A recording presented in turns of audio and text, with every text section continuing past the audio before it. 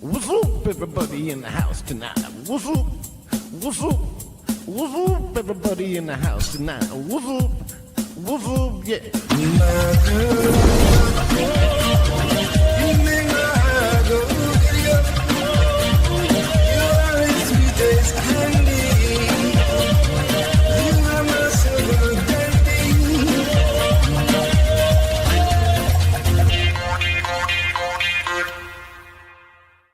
And we're live. Garrett and Steve show. Live from Staten Island. Welcome, everyone. Are we live? I'm just... All right. Yeah, the red light's on. I was going to do a Taco Thursday, but I was like, shit, think of a TH food. I still can't think of one. Tortellini? What do you, Joey Dago, thanks. You get mad again. Speaking of Taco Tuesday, LeBron James eliminated from the playoffs. Oh, that's in the right. first round. That's not good. That is a big bad. They pulled off the trade of the century, getting Luka Darncic from Dallas, and didn't work out well. First round of the playoffs is not working out. No. That means it didn't work out. At least they made it to the playoffs. Could be way worse. I guess, but what? Oh, my phone. Is my phone vibrating? Let's see. Definitely Joey Dago. Yep. He said, "Haha, I be tricking you right now." Oh, You be tricking me. But yeah, I was happy to see that LeBron, the flopper LeBron. La flop games. Oh my God, he is the biggest flopper. It's ridiculous. Who do you think's better, him or Jordan? Jordan by far. I no questions. You don't think that's just you giving nostalgia points to Mr. Chicago Bull? No, name like one shot LeBron hit in clutch time. The only thing I can think of is not even a shot, but when like whatever, I forget what team he was on or what team they were playing. I think it was the finals. They like stole the ball from LeBron's team and we're going to go down and score. And he ran back and blocked like a layup against the board. Yeah, that was like the biggest clutch thing he's done. There was the time. Like the time the Heat won, it was Ray Allen, right? That hit that 3-pointer to win.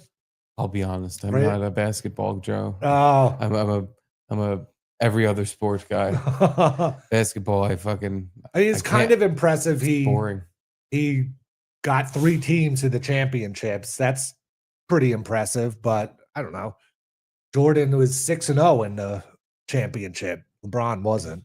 And Michael Jordan never had Anthony Davis over his house for Taco Tuesday.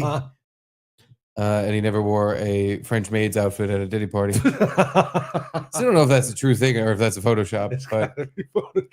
But yeah, who knows? I don't know. Yeah, looks pretty real to me. Is he going to play next year? He has to, right? That was what I was thinking. It's like his son is on the team. He got his son drafted because no one was going to draft him, but he made the Lakers draft him. So I figured he was like trying to win his son a championship. Just so he could be like, yeah, and my son won a championship too. But so maybe he'll come back and try to get that goal. I think he's going to play till he can't. Yeah. Until he literally both of his knees explode.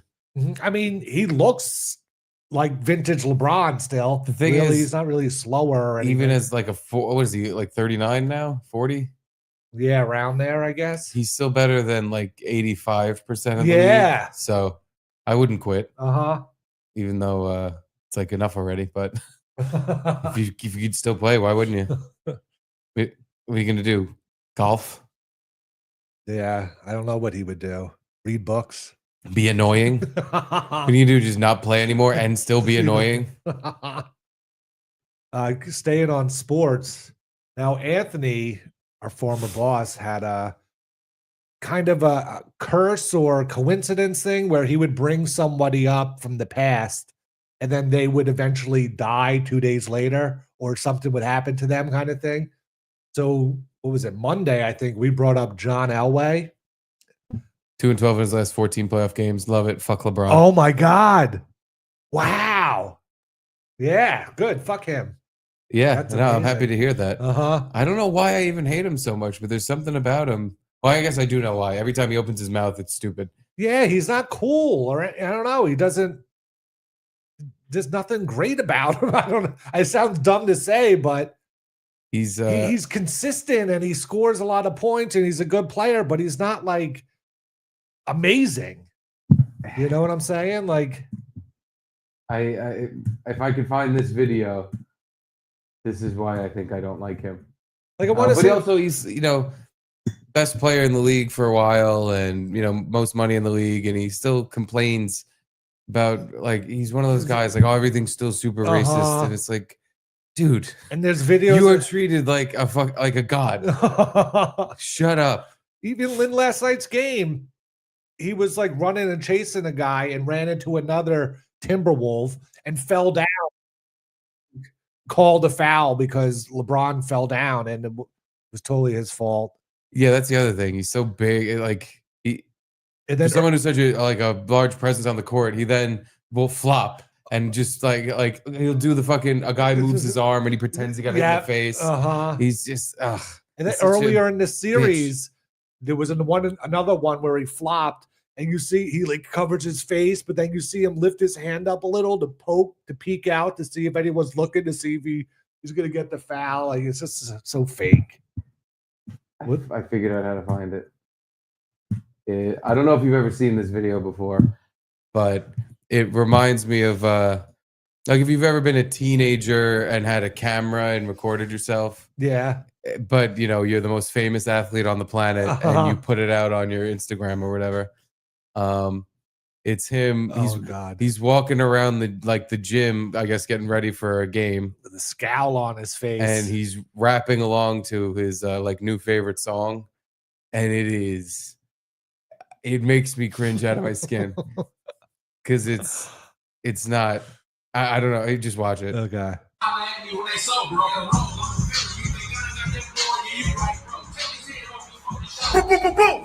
Hit the Rolling Stone with the rollie on. Jack portfolio. What's he doing?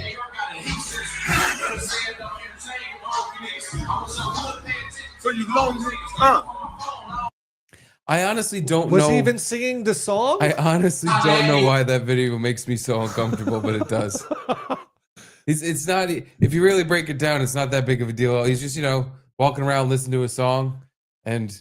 But why? With the rollie on. I don't know, man. So I don't. That's my exact reaction. Was what is this douchey? But was he even singing what they were saying in the song, or I think so. Yeah. Oh. Mean mugging. Hit the Rolling Stone with the rollie on. He said that there? Jack portfolio. I guess. Oh. I don't know, man.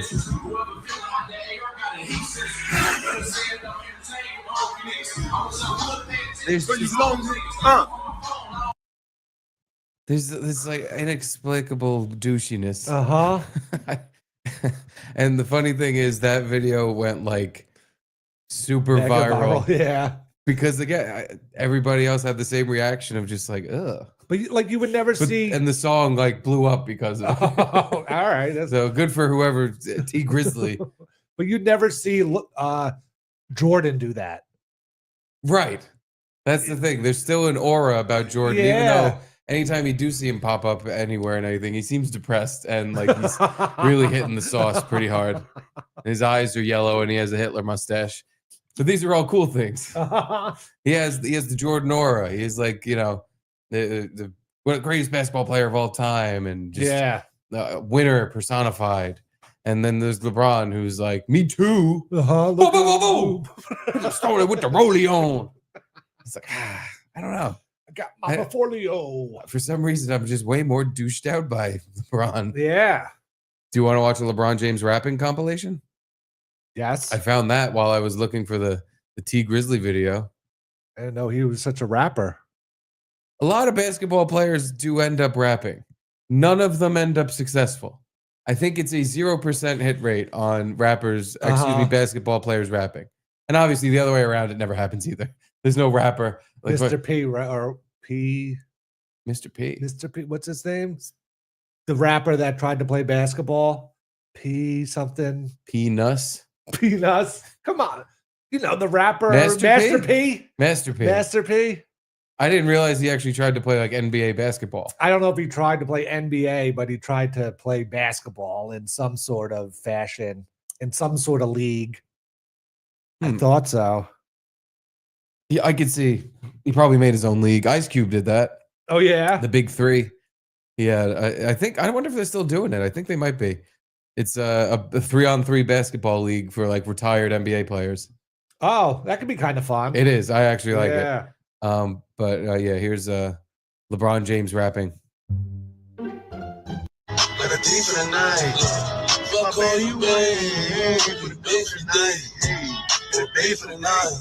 He's singing the wrong lyrics every time.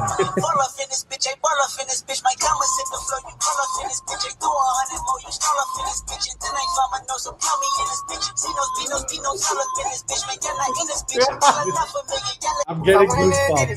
Thank you. Don't you when you risk like this, you don't check the forecast every day's gonna rain. This is what you do by yourself in the car. Yeah. But I got a little sis, but I had to. Oh my god.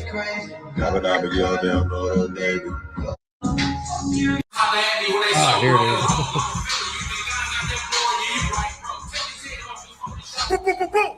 Hit the rolling stone with the rolling on. Jack portfolio.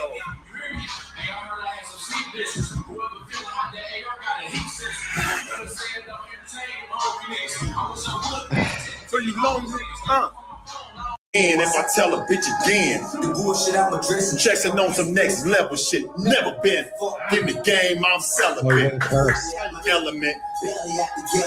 1 foot out and 1 foot in, and challenging this challenge. Be clear, I could fall back 7 years and still there ain't no one ahead of me. Consider it a blessing if you're on the check next to me. 5-star general, OG7, something like Edelman, born that celery. Check that cash like the UX Treasury. I feel like that one was like a song that he meant to be like singing about himself. Yes. Like, right? Like send me back 7 years, still no one better than me, or whatever it was. I think very much so.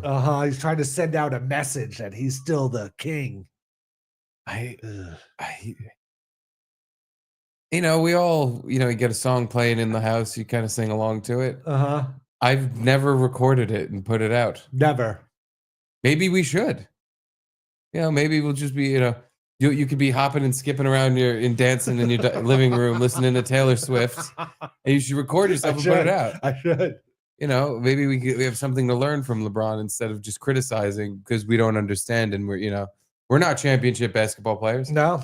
Maybe we would be if we kind of followed.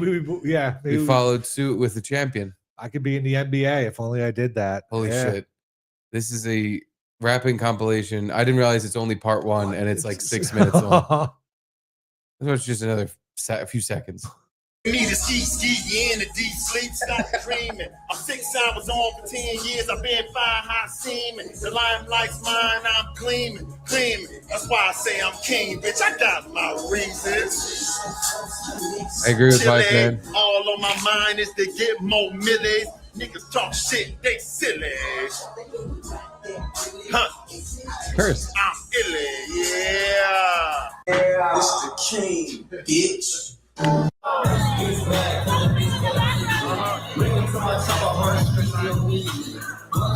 It's crazy how you could be the best guy in the whole NBA and still you're this corny. Yeah, I don't get it. It's like, how does that even happen? You're supposed to just automatically be the coolest guy ever. You don't need to do anything. You're just cool. You're just cool for being there. Like, you don't need to do this. Number 1 basketball player in the world. To show up to things, you're the coolest guy there. Yeah, no one needs to see you rapping along to your favorite songs. I guess, it's like we're the fun police here. Like, he's just fucking around having fun. Yeah, I guess you're right. I don't care. No. There's something about this that in my gut, I know this is wrong. It's wrong, LeBron. You're making me feel shitty. Stop. Why are there so many of these?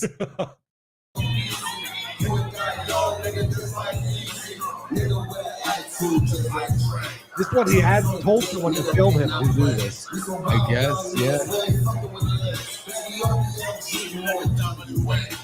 Nigga one day walk down my block. How with the Glock walk down my ops. Pull a kick, don't let it get out my spot. All right, I think that's about all I can take. I can't watch anymore. Ooh. So as I was saying, Anthony had that curse. And then on Monday... Hopefully he talks about LeBron. Oh, yes. Please talk about LeBron. But on Monday, we brought up John Elway. And we don't have the power that Anthony does. No. But we have a tangential power.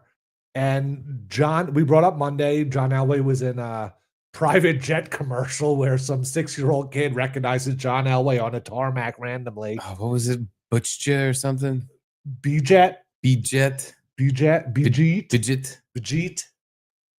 Yeah, where you could rent private jets. So I think on yesterday... It was because you told me yesterday, so it was the day after we talked about it. Yes. The day after we talked about him. He was at what they called a stagecoach party. Not sure what that is. Never heard of that. But he was with his agent and longtime friend, and his friend was on the back of a golf cart that John Elway was driving, and he went to take off, and the guy, like the 600-pound life guy, fell off the back of his golf cart, and it died immediately. I guess maybe we didn't give enough credit to that fat guy who was crying when he fell off the back of a golf cart. He died? He died. I mean... How do you fucking die falling off a golf cart? Do you fall into a punji pit? I don't know, because like I'm trying to think of it. Like, you're not sitting... If you're sitting on the back of a golf cart, you're facing backwards. You're not facing full... Like, I could see if you were facing the same way as the driver and he pulled off and you fell back and hit your head... But I don't know how you'd be sitting on the back looking backwards and fall off and hit your head. But supposedly he fell off and hit his head and died. Yes. Elway was driving the golf cart when Spurbeck fell off and hit his head on asphalt. He'd been sitting in the passenger seat. Oh, passenger seat. And reported he had been on life support following the fall. So, like, Elway just took a hard turn and he fell off out the side of the... Maybe Elway was booking it and he shoved him out of the fucking golf cart. I mean, he smashed his head off. If you pick up speed going downhill. Yeah. And you do a tight turn in a golf cart, you could easily fall out the side. But even still, like, it's hard to hit your head particularly. Yeah, I don't know. Well, John Elway, I mean, the only real thing I can gather from this information is John Elway's a murderer. Yeah. He's a complete murderer. I want to say more is going to come out about this. Like, either they both were drunk, Elway was drunk, Elway was trying to show off and look how fast we could go, or, and look, I'm doing all these crazy turns or something. I just spent $12,000 on a B-Jet. We got to get to the airport now. If I miss it, I'm going to have to spend another $12,000. This stupid app stinks. Yeah, so I'm not sure. It doesn't sound like good news for John Elway.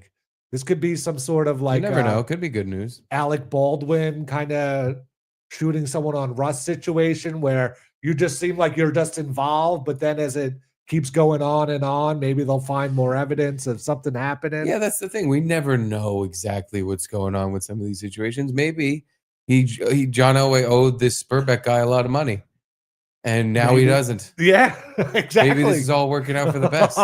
Who knows? This guy was getting 10% of all John Elway's things or whatever he did, if that. His private jet commercials. So yeah, and now he's not. Yeah. So, and then the third link was a woman's was there and witnessed it, and. I need to hear the eyewitness testimony of a man falling out of a golf cart. I imagine it's going to be quite dramatic.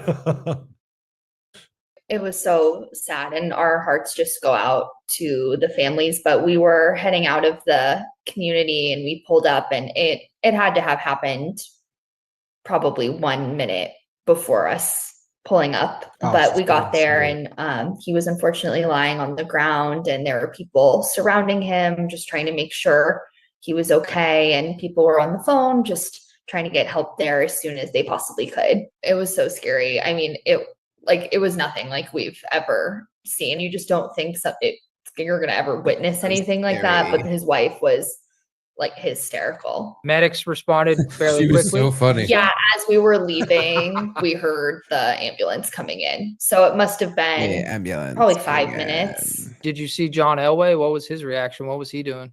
Yeah, he was on the phone trying to call 911, call anyone. It was so sad, and our hearts just go out to the families. But we were heading out of the community and we pulled up, and it had to have happened probably 1 minute before us pulling. Oh, I heard all that already. Well, yeah, I agree, Jaquan G. Thoughts and prayers to the guy that John Elway killed with his golf cart negligence. I was just trying to find our booth boy who sent in the fat guy falling off the the golf cart. What's it, Ed Harold? It could have been from that long ago. No, Curtis John. Is that it? Oh, what about that one? No, these are months ago. Why am I so high up? Here we go. This is more our train. Just squeeze on by. Damn it. All right. I don't know. Yeah. Can't find it. Ow, ow, ow, ow. I mean, I'm sure. That guy falls off golf cart. Yeah, I think this is a dramatic reenactment. That's it. Of what John Elway went through. Yep, here it is.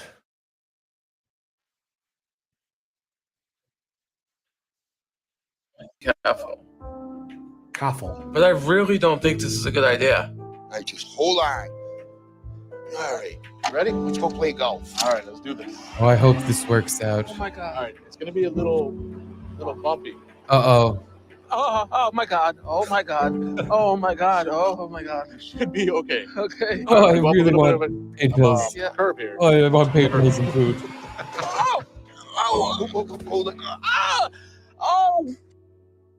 You all right? No. Oh god.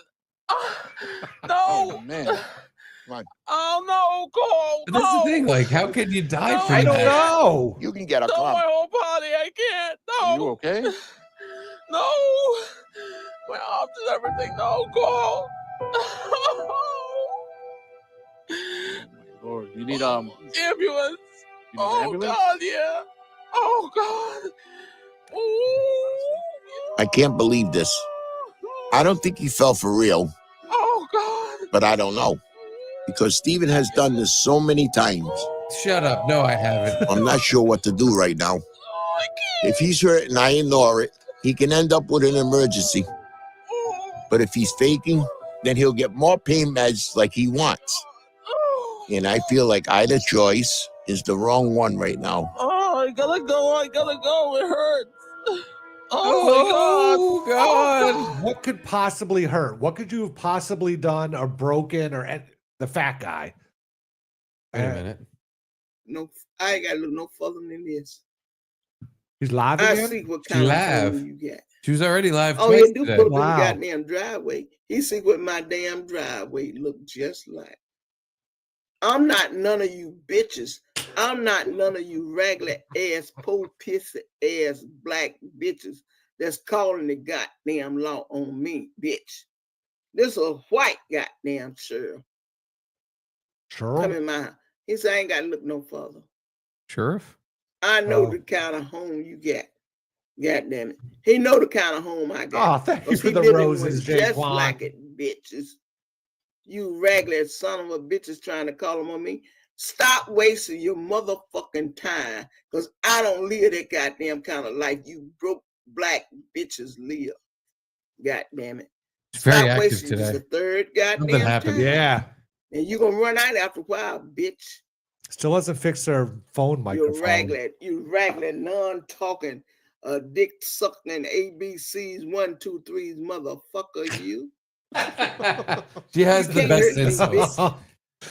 Dick sucking ABC motherfucking. ABCs, 1, 2, 3s, ragged ass, dick sucking motherfucker. Got you 105. I was just on your. Yeah, everybody was just over here. And this bitch done sent the sheriff down here. Oh. What the fuck you, bitch? What the fuck you thought the sheriff gonna She do? got black I swatted. done showed you and told you what kind of life I live, bitch. Showed you. I'm I not told on your you. goddamn level, bitch. I'm no low life motherfucker like you, bitch. I done already showed you that, told you that. So don't let you get to thinking this goddamn goose got me in the same place you at, bitch. Well, I still can hold my goddamn own, motherfucker.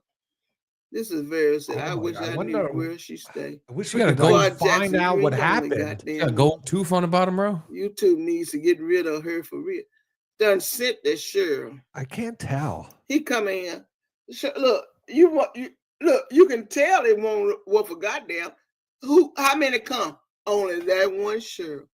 Only that one Shurf. No cars behind him and nobody with him. They let you know. How do you think she spells sheriff? I would say it's CHURF. Yeah, Shurf. Sure. Oh, how many goddamn show? How many goddamn Shurf? Only one goddamn Shurf. I don't know for the millionth time what she's fucking going on about. But I am endlessly entertained by Cynthia Carver. What could she have possibly done that someone would call the sheriff on her? Unless it's just a swatting thing. Yeah, I think one of her, and again, this is another thing where I don't know if this woman has real enemies or if these all are just people in her head. But every show we've ever turned into, she is ragging on someone. And it's not someone in the chat. No. It's never someone that makes a comment and they're like, oh, we see what she's getting, responding to. Never. You raggedy ass bitch. Know how important it was. Because they know that this is not the home for that goddamn shit. We are no hell raisers. We are modest citizens in this. I keep telling you, modest or model citizens? Raglet, broke down black nappy head bitches. You could try. We are my husband is well thought of in this town. Husband, bitch. Yeah. We don't have them kind of records. She calls it her y'all boy, trying right? to portray Her man. of habit. See how many roses they can send. So y'all wonder how many it'll allow. Goddamn it, and try to improve your goddamn life. Stop wasting the city's money. 100? Oh, it says negative 100. I have to subtract 100 of these. Son of a bitch. This is not the home that they need to be going to. Y'all gonna learn. You motherfuckers gonna learn. You motherfuckers gonna learn. Keep sending them. All right, we're gonna learn. Man, come in here, sit down at the table like. Thank y'all for teaching me, Miss Carver. Thank y'all for teaching me. Thank y'all. Okay.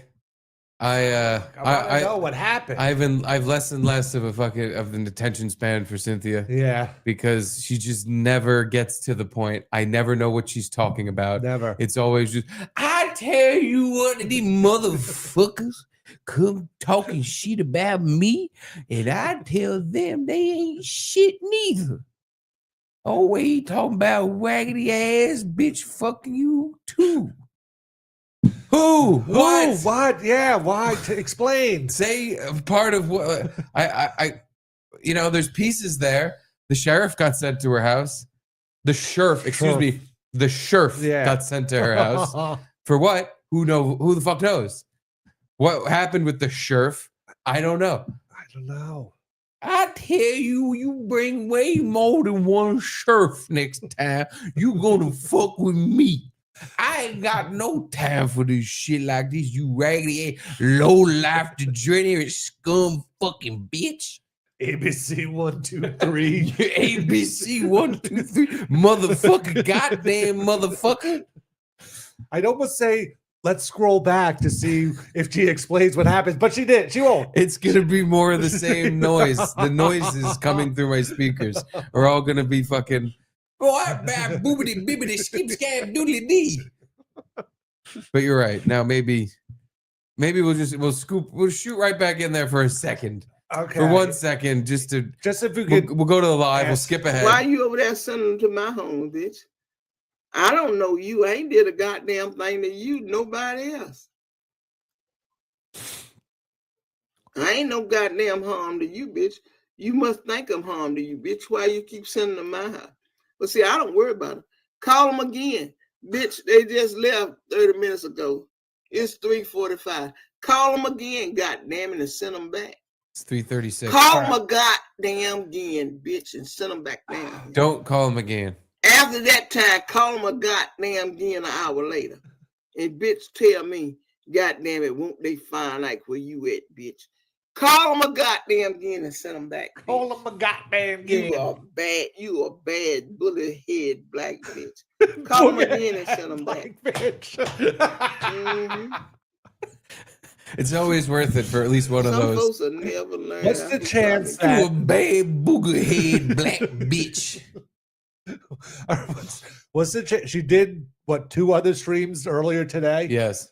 What's the chance we go to the end of the last stream she did, and there's a sheriff coming in her house, or someone knocks on the door? I'll absolutely indulge you here because I'm also interested, but I think we're not going to see a sheriff. We're going to just see her like go, what the hell? And then walk away. So 40 minutes ago, let's go right to the end. What told me, goddamn, in the evening, talking about another person. I'll run away from you, bitch. And with that, I'm going in here with my husband. We got guests. I'm going in here and deal with this. 2 loops. Oh. Deal with this? She said, we have guests. I'm going to go deal with this. Huh. So she doesn't even know it's the cops, I guess, at this point. Wow. Okay. And then tune back in live. You black booger head bitch. You called the sheriff. You walking there, friend. Maybe. I have no hope, but maybe right in the beginning, she explains what happens. All right, so beginning. She looks angry. Lights on. Oh God, she never starts off. I guess it's kind of smart to let people wait people get in. I don't think she like sets up a lobby or anything. I think she just turns her shit on. Yeah, and she goes, "Okay, let's wait for everybody to show up. I'm about to go crazy. I'm about to go fucking crazy. They don't even know." Oh, the little tooth suck. All right, let's skip ahead. Oh my God.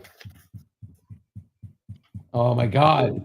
Here we go. Know. I won't tell y'all what just happened. Here we go. Oh my God. Some sick people, God knows. There's sick people on this internet that don't even know yet. Come on in. Come on in.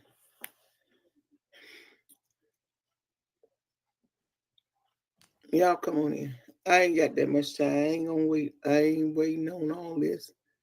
Hey, Pierre, Shonda, I love you back, baby. Just tell us what happened. Snipes. Just waiting for everybody to come in. She's a fucking master showman. She knows what she's doing. After I got on my line,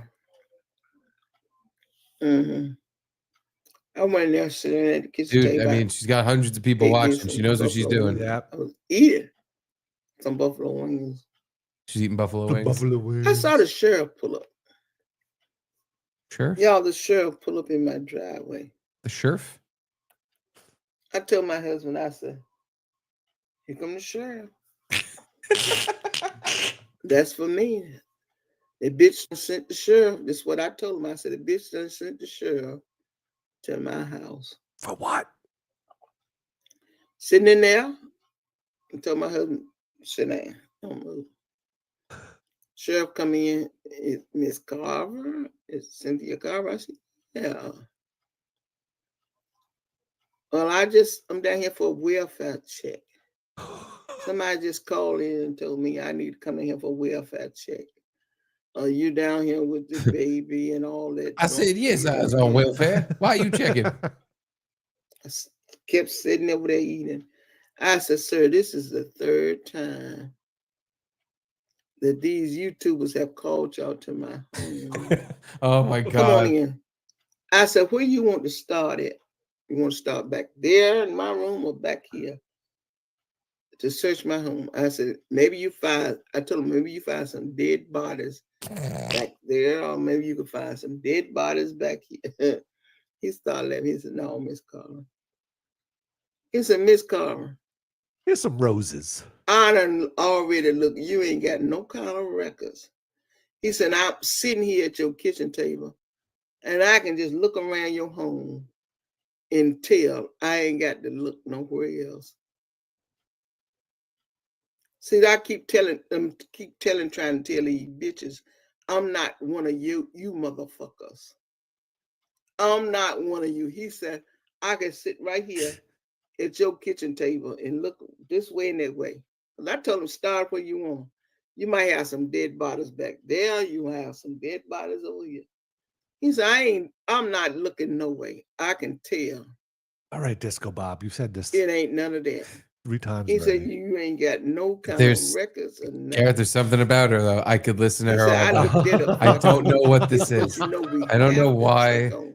What her people be calling and we have to come out. It won't nobody but that goddamn, that black bitch, that retarded black bitch, double-headed motherfucker over there with the ABCs, goddamn it. ABCs, 1, 2, 3s. Y'all is so pitiful. And I told the Lord, I said, this Thursday. He said, ma'am. All right, well, I think we got it. Yeah. I know. A retarded black bitch with the ABCs and the 1, 2, 3s called the Shurf on her. Black bitch, yep. And the Shurf came in and said, Miss Carver, I could tell you ain't got no dead birdies in here. Everything fine. How great would it be if her husband, she killed her husband and was in the back and you could just go check. Nah, I don't need to. All right. I kind of wish that they knocked her door down and interrupted her. Yeah. Oh my God. What the hell? They breaking in, Jesus. Jesus save me. It's the Shurf. But poor Miss Carver, she probably have a fucking heart attack if that happened. But yeah, she's truly one of the YouTube greats because she got black swatted. Yeah. She got blotted. The Shurf showed up, sat at the kitchen table and said, Miss Carver, I do declare this is quite a nice home you have built for your family. You have made quite a nice home for this here family you're raising your grandkids in. I know for a fact I do not have to look in your back room for any dead bodies. He's just waving off the sweat with his big white cowboy hat. I'm sorry I even have to come in here, Miss Carver. But, we get the call. We got to answer. I mean, she's so used to it. She's just like, sit down. Come have some coffee, Shurf. Come on, Shurf. Come on, Shurf. Just come relax. You can check my house. I don't care. This booger-headed bitch called the Shurf. Done it 3 times. Oh, Caitlin, the hallway says she looks like the grandma dinosaur. Oh my God, she does. Not the mama. Not the mama. I don't remember what the grandma dinosaur looked like. I know what the dad and the baby look like. And the mama, grandma dinosaur from Dinosaur Show. God. Fuck, it's going to be hard because it's from Dinosaur Show and then Dinosaur. Show. And here's every other character but the grandma. Perfect. How is this something that's not found in 1 second? I don't know. Oh, there it is. Holy shit. Holy shit, it's her. Oh, fuck, it's her. Yeah, wow. There we go. That's more. Holy shit. Yeah. That is 100% Cynthia Carver. They don't call the Shurf. They called the Tyrannosaurus Shurf on me. Shurf tops came in and motherfucker kicked down the door And I knew it was that big head Brachiosaurus bitch, that booger headed ABC 123. She calling the goddamn dinosaur triceratops on me. But listen here, you raggedy ass dinosaur hoe. I got my life together. You a degenerate. You were over there drinking, smoking, gambling, eating all that grass, running away from velociraptors, meddling with the ankylosaurus with his big tail. I seen you. I know all the dinosaurs. I know all the dinosaurs now because Charlie's into dinosaurs. And I when I was a little kid, I was, I think every little kid's obsessed with dinosaurs at some point. So yeah, I bought him a dinosaur book or two, and now I know all their names again. The Brontosaurus is back to the Brontosaurus, right? Like they changed its name for a while. Did they? No, there's just a bunch of different, like, sort of Brontosaurus looking guys. I thought there was like the Brontosaurus, the Apatosaurus, and then the they Brachiosaurus had to be a dick and changed his name for a while. And then they like figured out, oh no, it's actually is a Brontosaurus. I thought that's what happened. I could be wrong. I don't know. I'm not up on my dinosaur knowledge. I'm like also I'm up to date on what the current dinosaurs. You got to take him to the Museum of Natural History. No, I don't. I won't put him through the same thing I went through at his age, where it's like, oh, you're gonna see dinosaurs, and you see one fucking skeleton. Yeah, it's like, all right, now what? Yeah, and then does it move? Pictures of other ones. Yeah, like it's. I'm better off just buying him more dinosaur toys and books. They sell astronaut ice cream there. Astronaut? Astronaut. They sell astronaut ice cream. You can buy astronaut ice cream on Amazon now. I don't know if you know this. I went through a fucking astronaut ice cream spree for about a month where I was just. First of all, it's super expensive. It's retardedly expensive. Any freeze dried product is way more than it's worth. And I was just buying, the big packages of strawberry. I would make my own Neapolitan with 3 separate giant packages. Oh, they sell single flavors? Oh, because at the museum, they just sell like the Neapolitan all together. Yeah. That's what sucks. It's like the vanilla and strawberry are so good, and then the chocolate's like, eh. Caitlin, for I think either Christmas or my birthday, a year or two ago, bought me cotton candy flavored freeze dried ice cream. And from there, she had started an addiction. Because I then bought about every flavor they had on Amazon. And, I think because it's like freeze dried, it's like a condensed ice cream, basically. You should only have a little bit at a time. I was eating the whole bag and then a second bag in one sitting. And afterwards, I was like, wow, I don't feel that great. What was the all this ice cream is expanding in my gut. Was there any flavor better than vanilla or strawberry? All of it. Banana was better. But I like banana flavored stuff. Banana, cotton candy. There was cookie dough, cookies and cream. Oh my God. Okay. They were all delicious. Because it's just ice cream like shrunk down a little bit. So it's like, and you're eating it like it's a bar. You're eating a bar of solid ice cream. But so you take the bite, you just like kind of let it melt in your mouth. If you can crunch it on your teeth, and it just turns into this condensed, like crystallized, crystallized ice cream. It's sugar drugs. It's so tasty. But that was our Cynthia Carver update. She's our Thursday gal. Yeah, every Thursday we like to check in on Cynthia, see what she's doing. Because we're live in the afternoon. She usually goes live early on in the morning. So usually it's 10 times out of 10. She's being old, black, and every time ridiculous, yelling and cursing at people, making not a lot of sense. But I see where she's coming from now. I also don't want the Shurf. There was so much heat around Cynthia Carver. Yeah, Ooh. The Shurf is at her house. I mean, we could just see 2 more seconds. Okay, let's just go. Let's go. Back to Is that the right video? Oh, she ended it already. No, I think that was the wrong video. Oh, that was the wrong video. You're right. No, but she's not live anymore. Oh. Yeah, she already ended the new stream. And it's gone. Huh. Oh, yeah. I wonder if she said the N-word. Or maybe she just ended it and it's not uploaded yet. I don't know. Interesting. Oh, yeah, no, it's 20 minutes. It's over. Huh. These some sick motherfuckers. Y'all some sick motherfuckers. Temp guy with 50,000 IDR. Indian rupee. Have you guys heard this? Have you guys heard these? Now both Nintendo and Xbox games cost $80 to $120. I'm gonna need to get me a third job just to game. Thanks, Obama. I know. I heard about the Switch. I didn't know about Xbox too, but I guess I would assume that they would do the same thing. But yeah, that's fucking ridiculous. The Switch is $500 for the system. Now $100 a game. Yeah. I guess you just don't really need to play video games anymore. Who cares?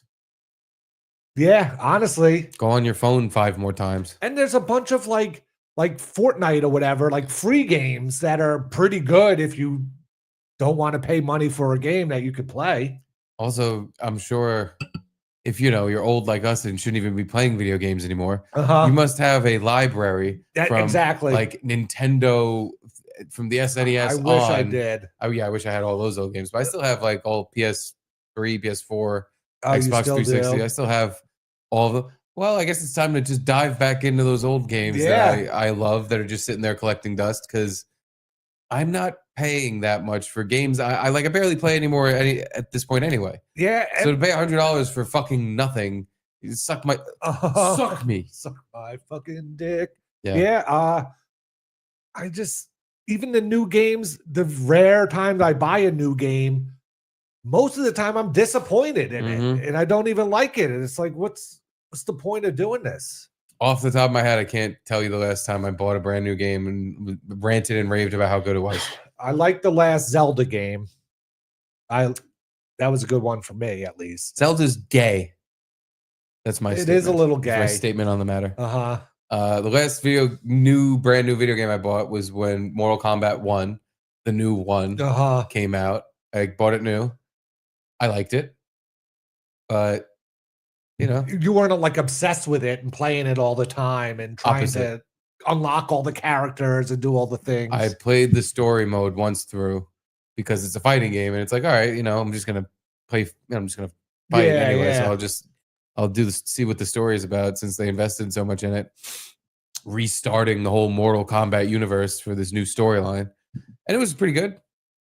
But that's all I have to report. Yeah, it was all right. It wasn't a complete disappointment, but compared to I used to be obsessed with video games. Like when I played Metal Gear Solid 2, The Sons of Liberty. I think I played that game like 30 times through. Really? Wow. Maybe not 30, but 20. Yeah. I fucking playing as gay ass Raiden. Raiden. Amazing game. I have not had a game anywhere near that good in a very long time. Chords in there. It's it? What's that, Chris? Hold on a sec. We got to hook you up. Chords in there. Take my condom out. And I haven't even heard of a game that was like that good. I guess that monkey game, the Ninja Monkey game, I haven't played it, but people were ranting and raving about it. I can't remember the fucking name of it. Astrobot? No, Astrobot's another good one though. I've played a little of the free version on PS5. That one's not bad. God damn it, I can't remember the name of it, but you're a ninja monkey. Okay. Like Ninja Gaiden, but you're a gorilla man. And it's supposedly really good, but even that I haven't heard a lot about since. Yeah. What's up, Chris? I just happen to tune in while I'm sitting at work and listening to you guys. You guys are such lightweights, I swear. You have no idea what gaming is like. Try spending $3,000 on a video card only to play beta fucking games, because now there's no quality assurance testing anymore. Every game that comes out on the market, you're a beta tester for. Yeah. It's horrific. We paid, again, we talked about this before. We paid $125 for PGA 2K25. That's ridiculous. It was the worst thing we ever did. Yet we haven't even played it in weeks now.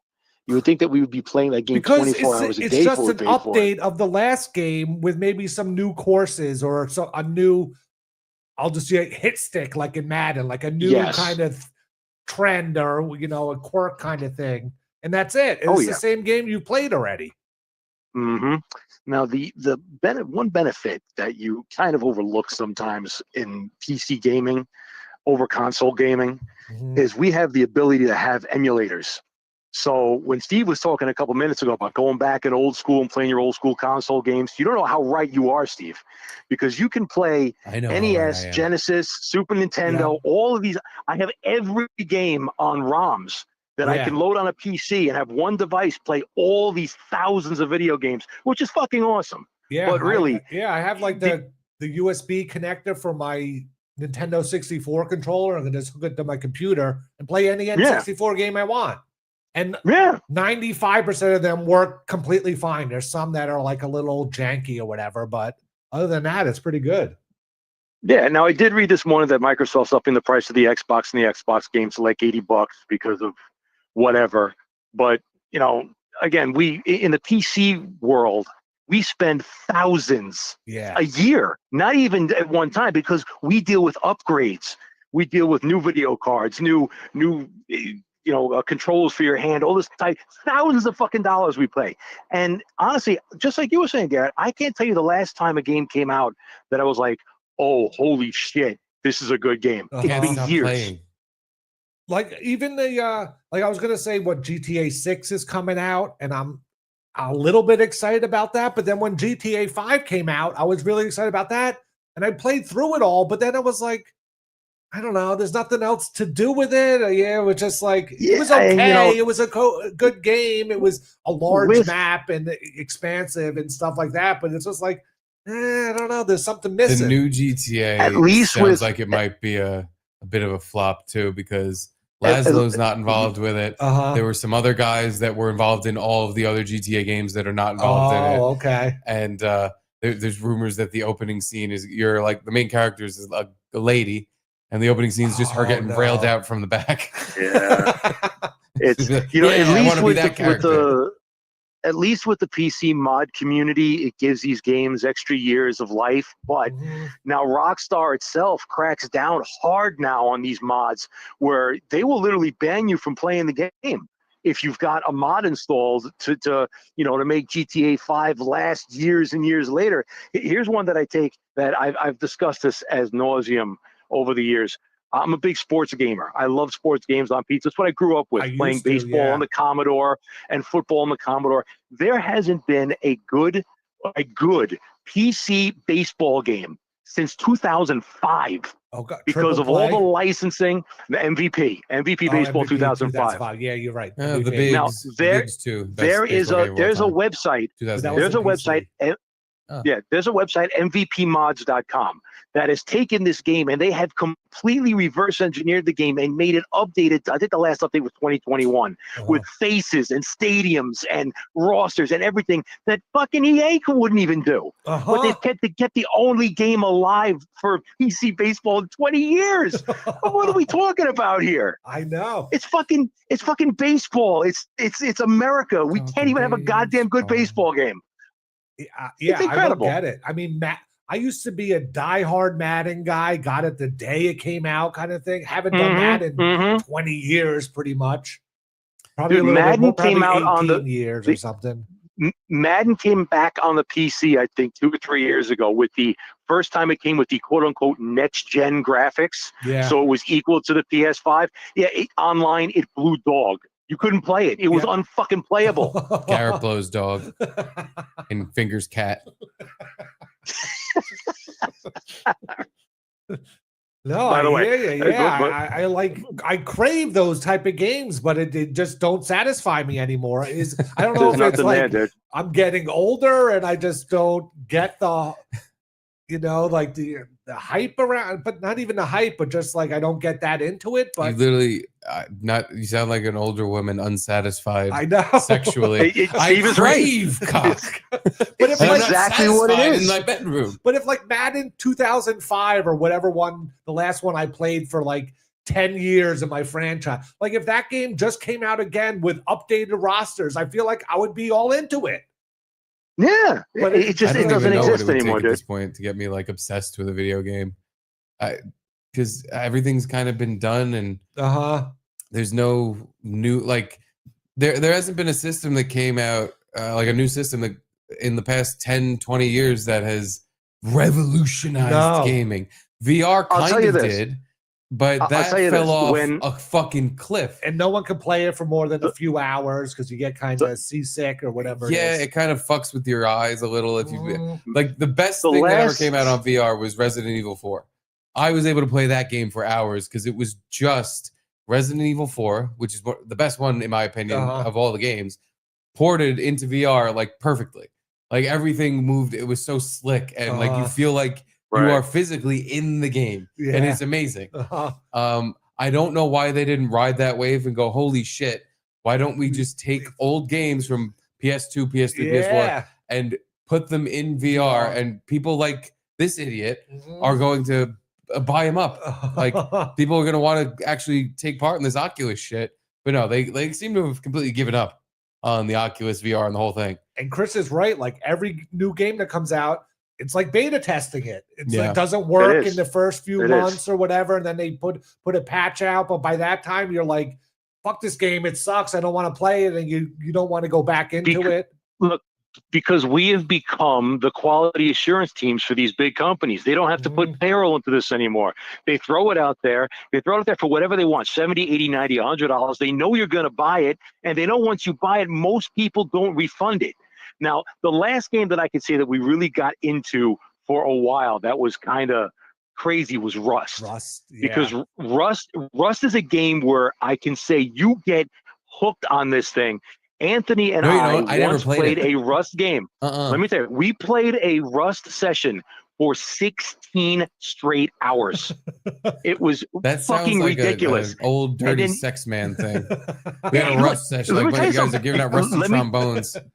I have to explain this though. You have to understand that what you're doing is you're building your base, you're putting your base defenses up. This whole thing gets you really enthralled in the game. But then what happens? So you got 30 days to do this before you get robbed. Yeah. You get robbed. You literally, it's like you're living in Wyandanch. You come home, somebody took all your shit, and you absolutely hate that game. You hate it. You want to uninstall it. You fight, but then 30 days later, you do it again. Yeah, it's craziness. Sounds like fun. Yeah. Oh, it's not. We absolutely hate it, but we play it because there's lack of anything else to play to get into. Mario Party.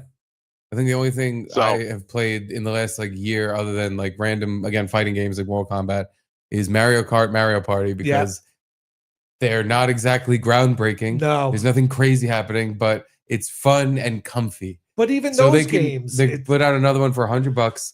That'll be the one I buy, even though I'm going to be like, $100, suck my dick. Still going to buy it because it's like, well, at least I know it's, the thing I like. But even that game, like the last Mario Party comes out and it's good, but there's only 7 maps. Dude. Like, give us 25 maps. Why not? Is there any plan to come out with new boards, new maps? I don't think so. Because that's the same thing that drove us crazy is we bought the new game. It's fun. We enjoy it. And then after playing it for a week or two, we're like, all right, well, that's that. Yeah. I guess we kind of did it. We played every map twice or 3 times. And by that time, you're already kind of sick of them. And the mini games, you're already getting sick of those. And it's like this. I don't understand. Like maybe if they were putting one out every year, like clockwork, it's like, all right, they have to be quicker because the next one's coming up. Yeah. But they take years, in between making them. So I don't understand what the point. I get like they have us on the hook. It's like, what if you're a Nintendo fan? It's like, well, what the fuck else are you gonna get? But is it just like they're made for kids? So every year, new kids are like in that age group, and they want to get that game. So they don't care about us that have been playing it for 20 years straight. These dopamine addicts that are constantly craving another new thing, and it's like, listen, we fucking. Because by the way, it costs a fortune to make a video game, and what video game companies I think have been doing since like the big boom in the 90s and 2000s, where there's these massive studios, fucking hundreds of guys working at computers, they have shrunk that down to just this like cluster of way overworked developers that want to fucking kill themselves, and they're like. There's like strict deadlines where it's like, no, the game needs to be. We made a promise for this game that nobody's started working on yet to be done by this date. So just get it done. You 5 guys need to get all this shit done. So And as long as they get something out, the company doesn't give a fuck. They're like, all right, people are going to buy this anyway. Yeah. They must have like realized at some point we need to cut most of the staff and make less of a game, and we're still going to make the same money. Yeah. Like we're spending too much to make a good game where it's not paying off in the end, where we're just, we're not, making. The biggest joke of the PC industry has been Star Citizen. If you've heard of Star Citizen. No. It's crowdfunding game ever created. I think they've made more than $5 million in just crowdfunding money for this video game that's never been finished, and it's never going to be finished. The story, one of the stories around it that's I always found hilarious. Video game. You know how they have a bunch of different studios that work on a particular game. Well, Star Citizen had 2 studios, one working on the planetary aspect of the game where you could land your ship, whatever, another one working on the ship aspect of the game. Well, when they both sides came together and said, okay, let's put this into the game and get it out, they figured out that we made a mistake, that we made the ships bigger than the planets. And they don't talk to each other. It's like they're in a different fucking country, and you got to read about it. It's fucking insanity. The guy who created the game, his name is Chris Roberts. He's the guy that created Wing Commander, which was one of the greatest PC games ever created. And they're like, oh, Chris Roberts is going to do the game. We're gonna make a bank off this. He does great space simulations. And this game has been an ongoing disaster for years, and it's never going to stop. There are people, dude. There are people who have paid. Totally. I'll leave you with this. There's people that have paid There are people that have paid $27,000 for a ship in that game. Oh my god! I shit you not. Read about it. Read about it. Well, listen, like I've taken too much of you guys' time. I'm going to let you go. But listen, beautiful show yesterday. I love the whole thing. The Indian Gino Bisconti is fucking hilarious. He looks exactly like fucking Gino. Incredible really find. Incredible find. Great job, guys. I got to go. I'll see you guys later. Thank you. Love you guys, too. Yesterday was funny. We had 2 people on to have a debate, and they just agreed with each other for about 2 hours. Yeah. While Gawarov was funny. He's like, well, no. So... yeah, there's trash everywhere, and Indian guys don't talk like this; they talk like this. That was the one thing where I'm like, I don't want to challenge him on it because I don't want to fucking. I don't know why. He's a nice guy. It's an awkward thing to tell someone. No, you do sound like that. He was like, literally while talking like a poo. We don't talk like a poo. We don't say thank you, come again. That is racist. We don't talk like that. Okay. All right. Fine. All right. I agree. If you want to believe that, I agree that you don't sound how you exactly sound right now. But yeah, I was hoping for a little more friction, a little more back and forth.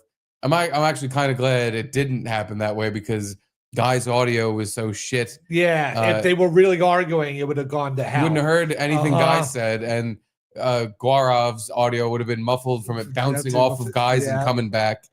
We got to have Guy on again soon, and we got to have him like on a microphone or something, because clearly what was happening, I could hear it. His phone or whatever he had, like our audio was coming out of the speaker and going back into the microphone. Yep. So it was this endless shit loop of just wah wah wah wah. But luckily they agreed on everything pretty much, so that the debate was just yes, that is what happens, but I still love my country. And I called it right before we started. I was like, I don't even know what this guy's going to say because you have video proof of everything you did. So he's basically probably just going to go, well, I don't like that you said that about my country. It's true, but I still love my country. There's some good parts that you maybe didn't bring up, but yeah, you're right. And Guy's just like, yes, I did. I brought up all the good parts. The problem is they outweighed the bad. I mean, they underweighed the bad. But yeah, yesterday was a funny one. If you are not subscribed to the Patreon, I apologize because the bonus content we put out last night, I can't remember the last time we both laughed that hard. I guess I'm thinking about I wish every show we did was as funny as what we put out. Hopefully the Patreon subscribers got their money's worth, because I think you did. Yeah. We watched an episode of a show called Black White. Something I never heard of. I don't know how I've never heard of the show. It was on FX in like the early 2000s, 2003. Ice Cube executive produced it. And basically the premise of the show is a white family and a black family live in a house together, and they go into a makeup trailer every day, and the white family gets painted black and the black family gets painted white, and then they go out in public and experience what it's like to be a black person or what it's like to be a white person. And it's the greatest thing I've ever seen. The white dad, Bruno, cannot stop going. So let's just say, he just says the N-word. He just keeps saying the N-word to the black dad. The black dad, he's like, so let's say, because he's like, all right, I'm going to have the black paint on. And let's say I'm walking down the street and some guy just walks up to me and calls me N-word. And the black guy's like, yeah, that's not how it works. That's not what happens. Like, yeah, white but he kept having this fantasy about people just calling him the N-word, how he would react, and then change their mind to just be like, doesn't bother me. You can call me that whenever you want. You're the N-word too. The funniest thing is his fantasy that he keeps re-explaining about how, when, because it's not if, it's when someone just randomly approaches me and calls me the N-word because I have black paint on my face. Here's how I'm going to respond. I'm going to go, well, that doesn't bother me. Why would you even call me that? Doesn't bother me at all. And they're going to not know what to do with themselves. And they're going to go crazy. And the black guy's just like, none of that's going to happen. None of that. Then he was in a focus group as a black guy with all other real black people and made up a fantasy about how he worked in a disco people would come up to him and call him the N-word. And he's saying this in front of real black people. And they all just are like, what's going on? Who's this nigga? This never happened to me, but I guess it happened to this guy. I don't know. One of the greatest shows ever made. Yeah. Here we go. Bo Stenko. Bonus for that black-white vid. I really hope you guys finish this series. Yeah, that's the plan. Thank you, Bo. They're on YouTube. Mm-hmm. So don't watch them at your leisure. Watch them on our Patreon, because I think it's more fun to have me and Garrett just basically as a laugh track in the background, pretty much. In the background of this ridiculous fucking show. Because I could not get over how funny that fucking Bruno is my favorite. He's just and he just keeps like trying to prove to the black guy, like, no, being black is not a big deal. Watch this. I'm gonna walk out in public, they're gonna call me the N-word, and I'm just gonna be like, that doesn't bother me. And the black guy's like, it's not gonna happen like that. That's not how it works. It's more subtle. It's just way more subtle. And then the black guy goes the full other way, and he's just like, no, you see that white every lady, little thing. That white lady kind of looked at you for a second. It's because you were black. Yeah. And he's like, I don't think she really did anything. I think she just kind of, we were passing each other, and she glanced at me. Yeah, but you don't understand. That was a black glance. That's why she did it. Yeah. That's why she did it.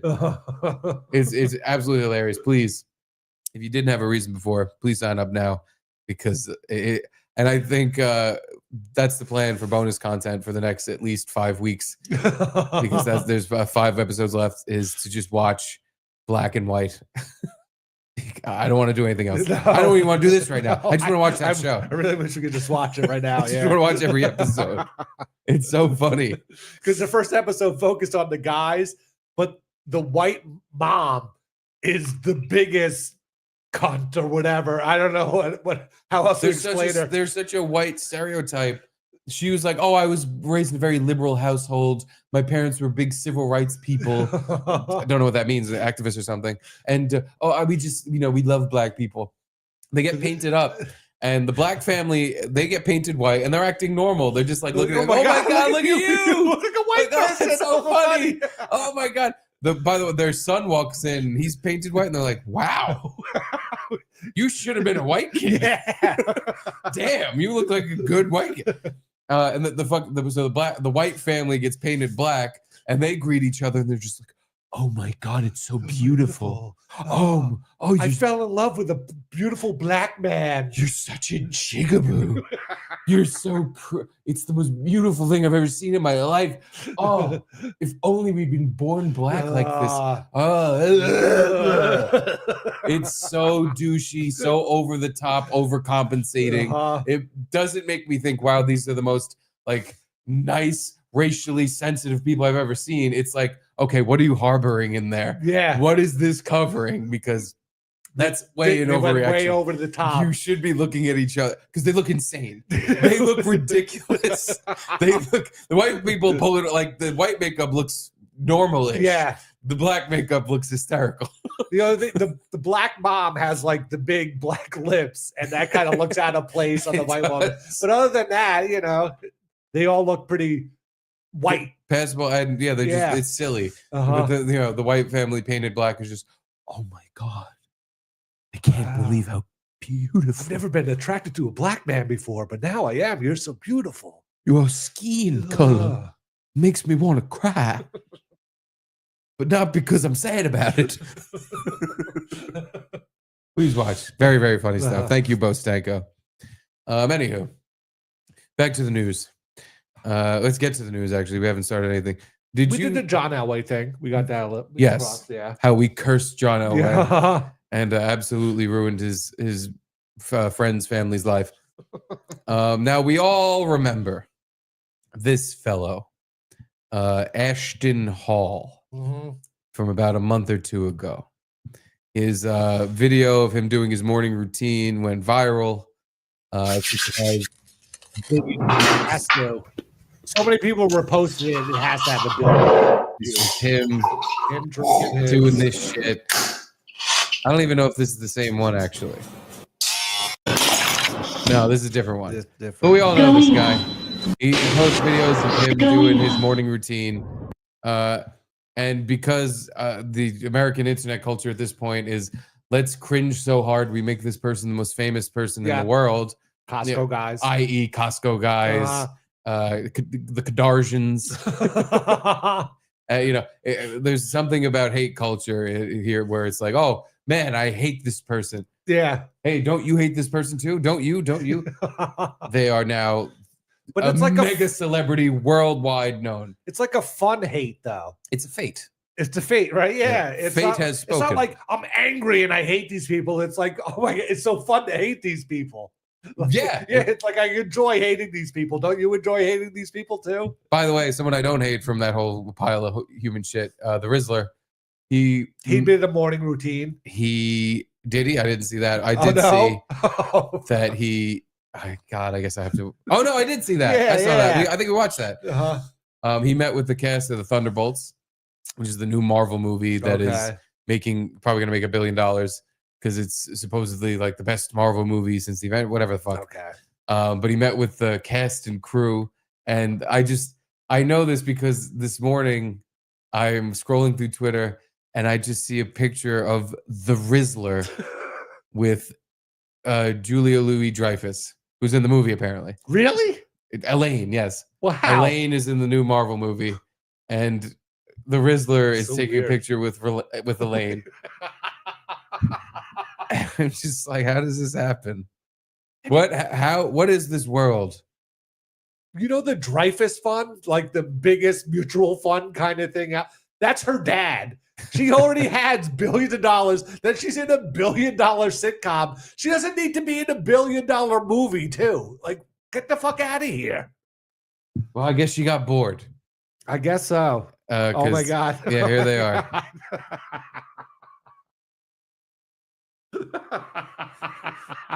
He's doing the Riz face.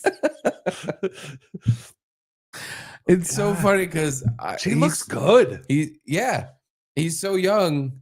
By the way, I think she got her tits lopped off. She had a double mask. Really? Yeah, I'm pretty sure. She had some BC, some breast cancer. Okay. And she had to get them lopped. And but she didn't have much to get lopped off. It's not like she was fine. Queen Jew tits I wouldn't notice. Yeah. Yeah. She could be.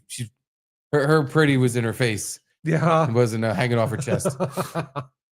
But it's funny just to think, like, ask the Rizzler, like, oh, so you met Julie, like, how awesome is that? And he's just like, oh, who? Are we gonna have a chicken bake? That's the other one. That's Big Justice. But like, he wasn't even alive when Seinfeld was on. He was not alive No. when Seinfeld was on. Probably doesn't know who this bitch is. No. She's taking a picture with him, and because, like you said, she doesn't even need to do this shit anymore. But she's doing movies. She's probably still like addicted to fame. Look, she's clinging on to him, like, "Hey, Rizzler, bring me more.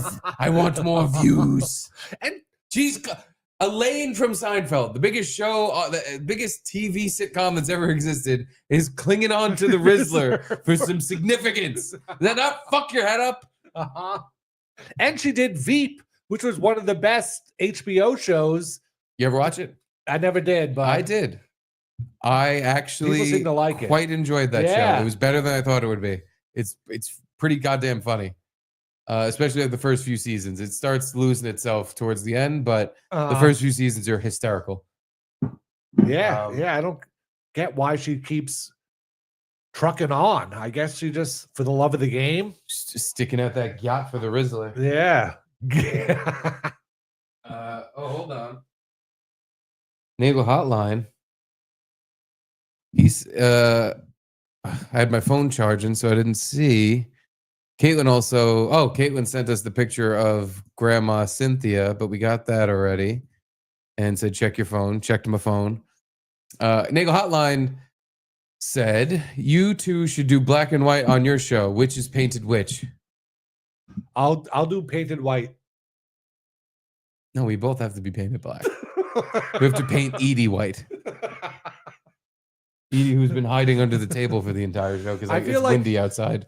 You have a good black face. You'd be a good black guy.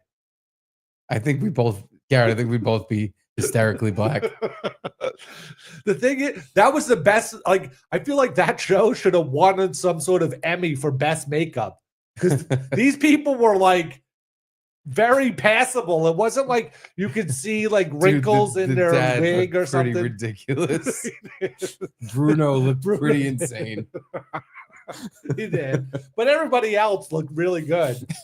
Yeah, considering the white painted black daughter, really they did a great job on her. Yeah, definitely couldn't tell.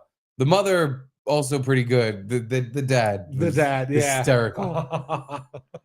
But no, I think me and you should be painted black, and Edie should be painted white. And Nagel Hotline from before his video discussion. Xbox just announced price increases on all consoles, accessories, and games. They're following Nintendo's new threshold of first-party games now being $80.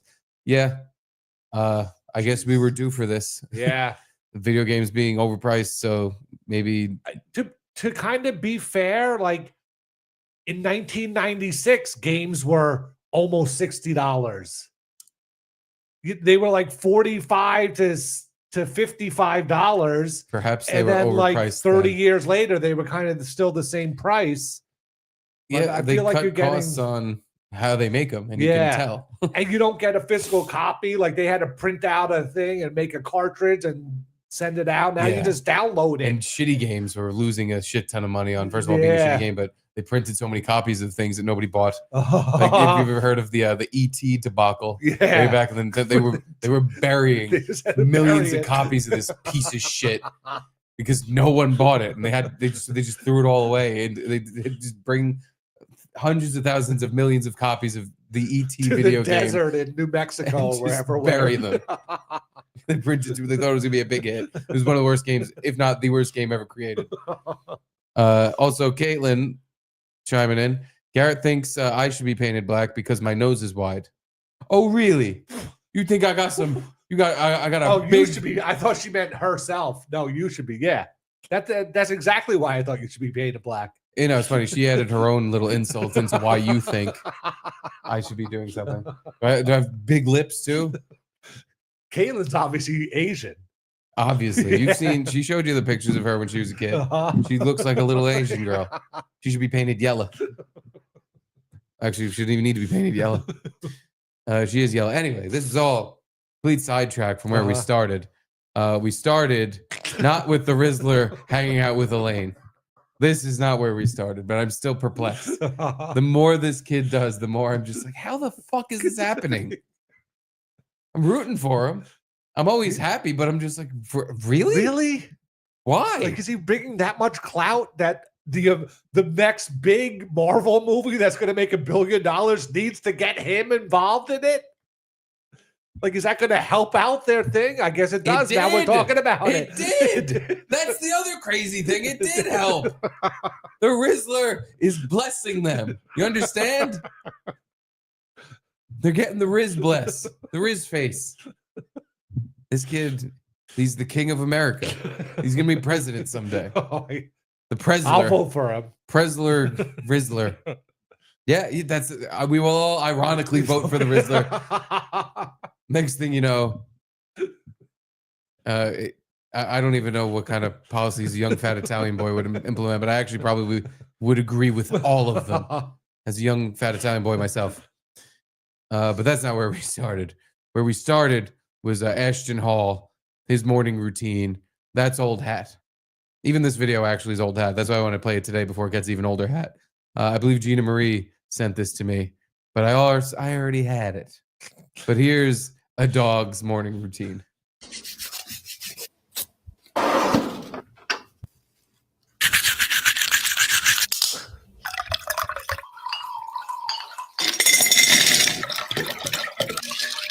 No way she gets it. Oh, wow, he did it.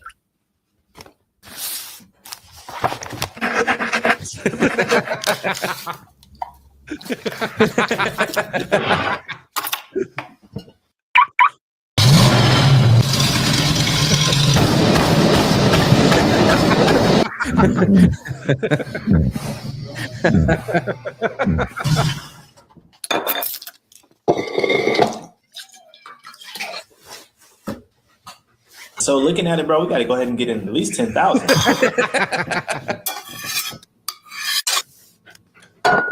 The fucking fillet.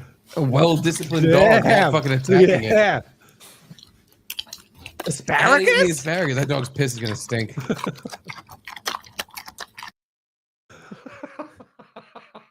That was it. I could watch that video all day. I love those, the fake arm things. The fake arms on a dog is a timeless classic. Never won't be funny to me, especially if it's done well. Like that one was done perfect. The dog in the gym, I think, is my favorite part. I think, yeah, the running.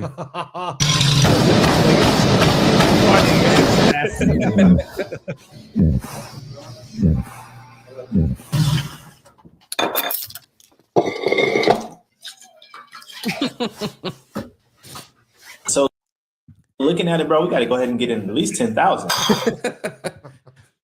I'm amazed it got the dog to stick its snout in the water. It's a German Shepherd, so they're genius dogs. Mm-hmm. Edie's very well trained. She's part German Shepherd. I can't imagine in a million years getting her to do that whole fucking video like that. No, she would not sit through most of that. I don't even understand the positioning of where the dog ends and the human. Like the human starts. The dog's kind of like on the human's lap, and the hands are around it. That's the only thing that makes sense. Yeah.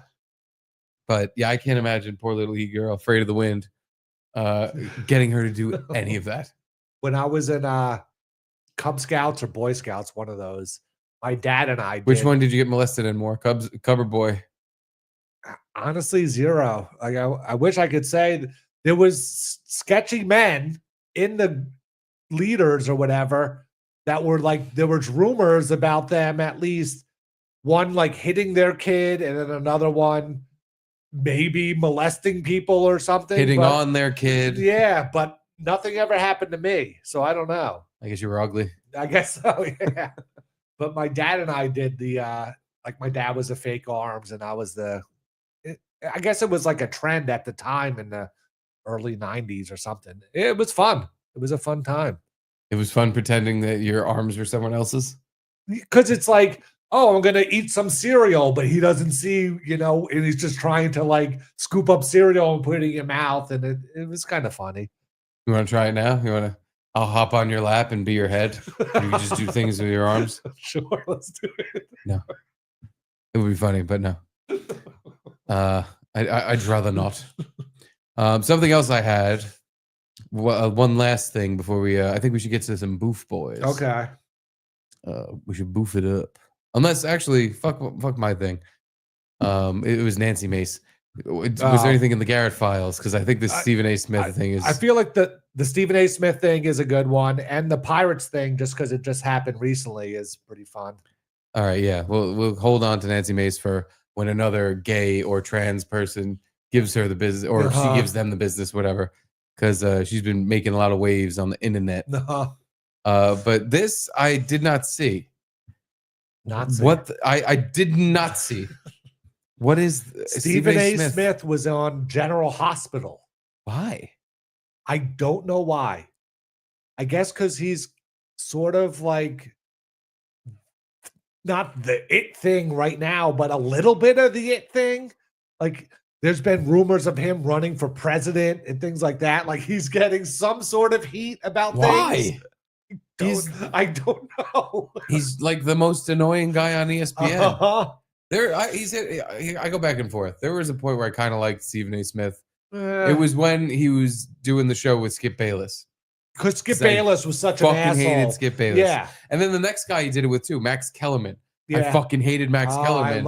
I used to love Max Kellerman. Dude, he was vomit-inducing on whatever their show was called. Around the Horn? No.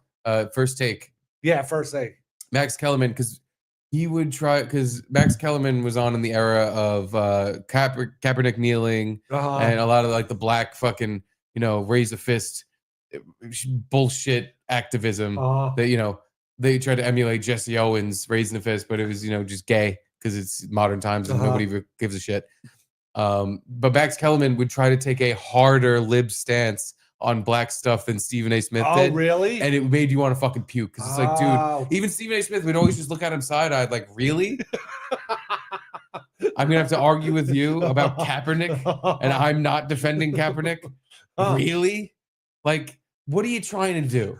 You're trying to just be the best boy ever. I'm the most loved black people guy. I even love black people more than the black guy does.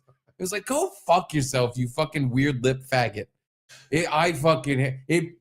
Skip Bayless and Max Kellerman made me like Stephen A. Smith because they were just both so unbearably douchey. I never watched the First Take with Kellerman, but Kellerman first originally hosted Around the Horn on ESPN. Before Tony Reali. Yeah.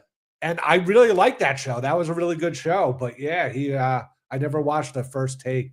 But he's like he was a boxing analyst guy. And you ever hear about his brother? I think you told me once, but I don't remember. Yeah. Because this has come up before. His brother, because Max Kellerman was a boxing analyst, like I guess was friends or knew some guy that I want to say like James the Hammer Tony or what his nickname was, the Hammer. I forget the boxer's real name. Probably Big Piece. And I think the boxer kind of fell on hard times and was looking for a roommate. And Max was like, "Oh, my brother needs a roommate too. Why don't you guys live with him?" Mm-hmm. And then Max, the Hammer Tony or whatever his name is, killed Max's brother with a hammer in their apartment. It's like you should have saw it coming, but at the same time, how could you see it coming? So maybe like Bob the Handgun Smith. And I think that was like in between him hosting Around the Horn and then going to First Take. So maybe he kind of had I don't know why he would go harder one way. Yeah, was the Hammer a black guy? Yeah. Okay. That's why I don't get why he went harder towards the black people. Austin Metcalf's dad, where his son gets murdered by a black kid, and he's like, "Hey, everybody should be sticking up for black guys right now. I don't want people using my son's murder as a reason to shit on the blacks." It's like, if anyone at this moment in time right now has an excuse, it's one guy I could think of. Yeah. You could just be like, "Hey, they're not my favorite." You don't have to outright be a racist monster. No. You could just be like, well, as of this moment right now, seeing as my son was murdered by a black person, they're not my favorite. They're not number one on daddy's list of races I love. But Max Kellerman just solely based on the murder of my family member. That's all. Not saying it's because of their race. It could have nothing to do with race. I'm not grouping them all together. But just, the kid loves the color blue. I hate the color blue right now. He killed my kid. So like anything about this kid, I kind of just don't like. He, murdered a family member. I don't understand that whole. Well, now that someone in my family was murdered by a black person, it's time for me to stand on a soapbox and say how awesome black people are. I don't get that. They think it's gonna make them like the black champion. Like they're gonna be the best white guy ever. Loved by all white people and all black people. They're going to be Jesus. Martin Luther King Jr., but it's a white guy. Hey, they're gonna amend the rift in America by just being abhorrently cucky about someone who murdered a family member. Same thing with Kellerman. Apparently, his brother gets murdered by a black guy by the hammer, and he's just like, you know what? Black people are awesome. Instead of just like, by the way, it doesn't even have to be about race. You could just be like, yeah, no, I have nothing either way about this as far as blacks are concerned. Yeah. I just But the black guy that killed that my brother, one guy that murdered my brother, I want to fucking kill him. You know, but for some reason, this inverse thing happens where they're like, no, I'm the purest white man ever. I've been put to the test, and I come out the other side saying I want to lick black feet. It's like, what the fuck is wrong with you? So I don't know why, but for some reason, General Hospital got Stephen A. Smith to be on their soap opera. Not sure what the point was. I guess to attract. It kind of worked because I've seen this clip a few times. And he's only on for like 20 seconds. At least the only clip I saw, yes. Okay. And you'll never believe what he does. Does he start an argument about something? And you would think so, right? He's inherently wrong from the outside. You would think that's what they would do because he's so good at not arguing, but he's good at being an arguer. Yeah, you know, that's his job title, professional arguer. But he stinks at arguing, really. But he's good at being an arguer. He's good. Yeah. He's good at arguing. The key to arguing is just keep getting louder and louder and yelling points that make less and less sense. That's what he's good at. But yeah, he's on General Hospital here. This is a nurse trying to like inject patients with extra drugs or something. I can tell she's a naughty night shift nurse 6 because and she's trying to kill this guy because the goo in her syringe is kind of green. And everybody knows green goo in a syringe is bad stuff. Yes, antifreeze. Yeah, it's always bad. Yep. I mean, I personally have never been injected with green goo, to my recollection. Same. So I've never been poisoned to death, as we all know. Sorry to interrupt. No way. I'm gonna need to see some ID. ID. Now. Of course. Holy shit. Holy shit. Holy fucking shit. That's where it ends? Dude, I jokingly was gonna say, oh, she's gonna pull out a gun. And then she pulled out a gun. And then he pulled out a gun with a silencer on it. What the hell is he supposed to be? I don't know. I'm sorry, I have no context for this video, but it's just so ridiculous. What the fuck? This is great.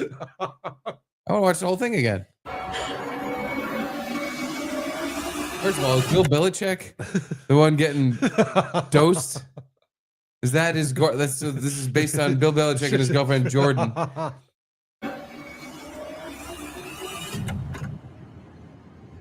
Sorry to interrupt.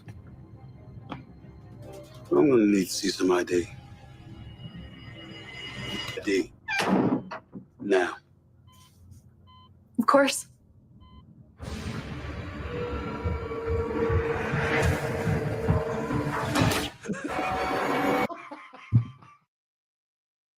Hold on. First of all, I like Stephen A. Smith.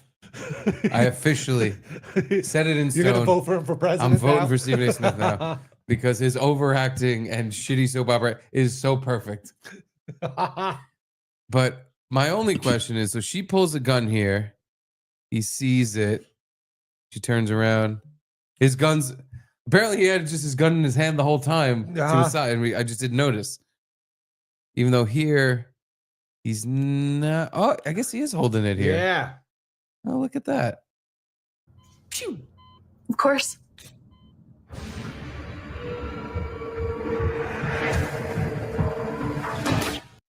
Why do they still do that in movies and TV shows? I think everyone's been on the internet long enough at this point to understand that silencers don't make a gun go pew pew pew pew. It suppresses it.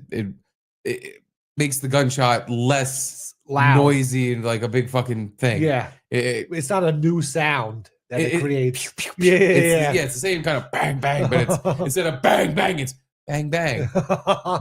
It's a pew pew pew pew pew pew. It's such a, but it's a soap opera. I guess what the fuck am I asking for? Perfect acting for soap opera. I think not bad. I think that's what you're going for is overacting to the point of engaging retards. I think he's got a new career move he should be thinking about permanently making. I wish he'd get away from his stupid arguing shows. Is that what he even does anymore, though? He has his own show. Yeah. Where he kind of argues about stuff with himself, I think. But he has a show. I had a clip saved from a while ago of the type of shit he talks about. That's right. I kind of like the direction his show takes, at least the clips that make it online. It seems like it's designed. He probably talks about sports for most of it, but then he has these random parts of the show where he talks about really fucking random shit. Yeah. Like I had a clip at one point of him talking about Goku from Dragon Ball Z. Like he would talk about the 100 people versus a gorilla. Yes. He would talk about that just to get, reaction from that. He hops on the back of internet viral things. He does. And I can appreciate, it's basically what we do. So I can appreciate that. It's like if you can make something that's already happening on the internet a little more interesting, present it to people who haven't seen it before. I'm in. I like that. And yeah, that's what so I don't know what the fuck his new show is about other than stuff like this, because these are the only type of clips that make it across my desk. But this is Stephen A. Smith discussing. Have you ever seen that account, Greg? Greg, oh my God, he's hilarious. He's pretty funny. Yeah. He's answering a Greg question on his show, which is there's a grid over a toilet saying which zone do you typically aim for when you're peeing? Which zone do you aim for? Typically, I am trying to be quiet when I'm peeing because I'm either peeing at night or if it's the morning, I just pee dead center. I don't care. I go dead center. Yeah. If not, I'm hitting rim. Like not the rim, excuse me, but like side the bowl. Edge. That side bowl, so I can take a nice quiet piss. So like 1 D, E, or F kind of? 1 D, E, F, C. Yeah. How about you? Where do you normally land your piss? Normally I'd go like 5 B or C. Kind of like above, you're hitting the back. Above the hole. Above the hole. Above the hole. Wait, do you normally have a cat looking up at you? I know you don't, but I didn't. I just realized there's a cat in the corner of the screen. Well, let's see if our answers align with the great soap opera actor Stephen A. Smith's answers to where he pisses. At Greg 166-769-35420 writes, which zone do you typically aim for when you're peeing, urinating? I would tell you zone 5. And then when I really want to show, the versatility, the control that I have, I'll venture out between 3 and 7 just to circle around because I can. But the answer to that question would be 5. I never thought I'd be asked that question in my life. You need a letter. You understand what I'm saying? I would tell you from B to F and 3 to 7, focusing on 5 whenever I choose to. That would be the answer to the question. Very unique question. I have to. Very unique. I appreciate him giving a sports anchor serious question. I would do 5. And thank you for the question. That's a unique question. That's a unique question. Really good question. I like that. It's a silly retard internet meme question of where do you piss in the bowl? But he gave me a serious talk there. I appreciate. What's he gonna give next? Like the 6 urinals, and there's 2 or 3 guys at the urinal. Which one do you pee at? Dude, I bet he already has answered that. I bet you he's already answered that and be like, now I don't know what would be wrong with someone who just walks next to another man in an empty bathroom and pees next to him. I don't know what would be wrong. He just goes on a whole pontificating long rant and starts yelling, I don't know why someone would do something like that. It doesn't make any sense to me. But I guess that's just the kind of crazy world we live in. Well, anywho. Good on so there was Stephen A. that. Yeah. And then there was the Pirates man. Yeah. Who I read a little bit into this morning, actually. from eyewitness reports. Yes. So you probably have the same. I think so. Well, I'll let you tell your story then. Yeah, so at this Pirate game, Andrew McCutcheon, Pirate star. Base touching Andrew McCutcheon? Is that his nickname? It is. Base touching? Base touching Andrew McCutcheon. What else rhymes with McCutcheon? Ball clutching Andrew McCutcheon? Yeah. Tit touching Andrew McCutcheon? Base touching? No, that doesn't make any sense. Butt fucking Andrew McCutcheon? Every baseball player is a base toucher. I didn't make it. Yeah, everyone. There's something toucher. I didn't make it up though. I'm pretty sure that's one of like an ESPN, top 10. Oh, here comes base touching Andrew McCutcheon. I've heard that he's been in the league at least 10 years. I have heard that at least 10 years ago, and it has never left me. Every time I see Andrew McCutcheon, I think base touching Andrew McCutcheon. Because you're right, it does not roll off the tongue. It's not a fun nickname. Doesn't make sense. Really, doesn't really make sense. Yeah. No, it makes sense. He every time he gets up, he's touching base. Oh, okay, all right. Yeah, he's base touching Andrew McCutcheon. All right, yeah. So he was. So he's base touching. He was base touching. He hits a double base toucher,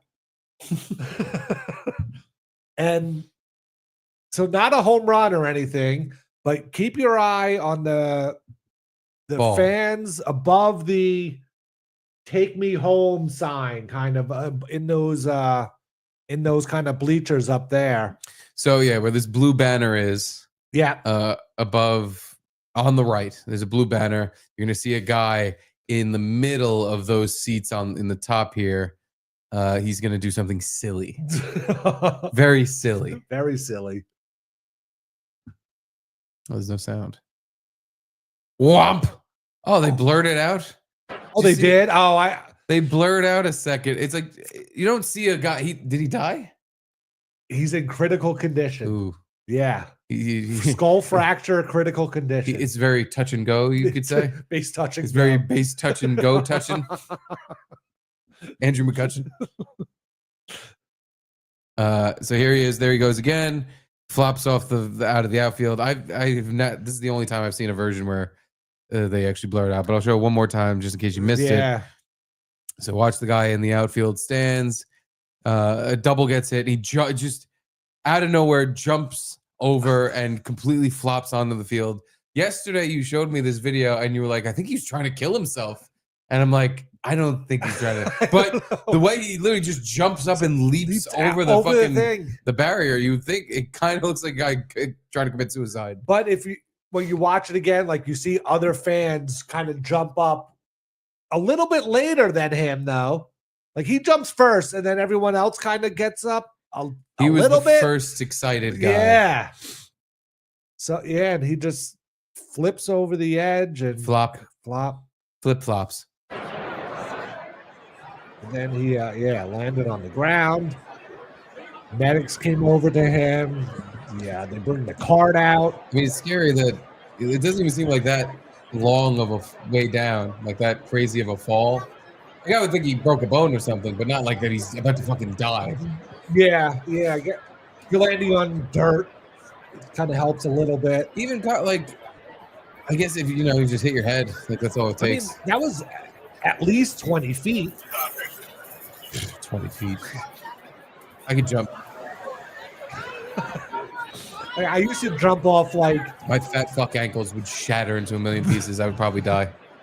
I used to jump off like the roof of my garage, and that was probably 8 to 10 feet. And you had to really cushion your blow when you landed on your feet. The key is to jump outward. Yeah, and not land on your head. Not land on your head. That's a good key. And too. if you can kind of like land. Yes. Your momentum, like it helps to like break up. Uh-huh. You're not just hitting the ground directly. You're kind of spreading down. out the force of the jump. The best way to jump off of something if it's very high is if it's not too high, is you jump down and kind of roll. Yeah. That way, again, you're like breaking up the force of the fall. Uh-huh. Or you just snapping your neck and breaking your body. Uh-huh. Yeah, because there's been people that like were skydiving and their parachute didn't open and they lived, which sounds impossible. But like you go at like I guess a certain angle, like you get lucky and you kind of just hit the ground, or you give up and your body goes limp, and because you're not tensed up, it actually just kind of, you're a little jelly man bouncing off of shit. Like drunk drivers. The Eddie Guerrero, he crashed before he died, he crashed his car going God knows how fast. Got flung out of the windshield, landed in a fucking tree. And he said the doctors, like, he only had like minor scrapes and maybe a broken bone. Didn't even realize he was getting in the crash. He was so drunk. Yeah, he's just flying through the sky, all fucking out of it. And the doctor was like, "Yeah, I think like if you weren't drunk, you would have died because you did hit the tree you landed in. Like he bashed off the fucking trunk and like landed in a branch." But yeah, the doctor was like, "Yeah, if you were if your body wasn't completely limp and fucking just like going with the flow, and you were just like this." Your body, you would have shattered. Yeah. So thank God you drunk drove so bad that you crashed, but then because you were drunk, you lived. Thank God. And then the second link, I think, is just like a statement from the Pirates or something. Yes, this is the exact thing I read. No, this was that's what it was. It was a not reenactment, an account of what happened. Someone was there, and supposedly. That's the thing. It's from the internet, so it could very much just be fake shit. But it sounds correct. I mean, their username is Golden Brown PGH. You know, everybody knows PGH is Pittsburgh. But yeah, who knows? Could be fake. Probably isn't. Nice. She says, I think it's a she. Oh. Could be I don't remember why I think it's a she. I was sitting 5 rows behind him. He was drunk. No period. No period. Another paragraph. Inning before he ripped his shirt off and poured half a beer all over himself. Sounds correct. Very dramatic. He jumped up from his seat, and when the Pirates got the hit, he jumped up so quick while being drunk, he literally propelled himself off the ledge. He didn't do it on purpose, and no one pushed him. He was there with his girlfriend, a friend, another lady. The friend ran to the lower deck in center field and jumped on the field. End quote. Huh. Yeah, so to answer your question from yesterday, no, and I knew this, he was not trying to kill himself, but he did probably end up killing himself. Yeah. He was just so drunk, he ripped off his shirt, poured a beer all over himself. And base touch, and Andrew McCutchen gets a fucking double, and he literally... like a bottle rocket, he took off out of his seat from all the drunk Pittsburgh Pirates fun he was having. And well, I hope he wakes up sometime soon, because that, hopefully, you know, I've been drunk at a baseball game. Definitely. I've probably been drunk enough to fall out of the stands. I just wasn't on the edge. I'm just not that lucky. I wasn't in the front row on the second tier. Be living on the edge. But you know, thoughts and prayers to the drunk Pirates fan. I've seen a game at PNC Park. Beautiful stadium. Wow. Beautiful.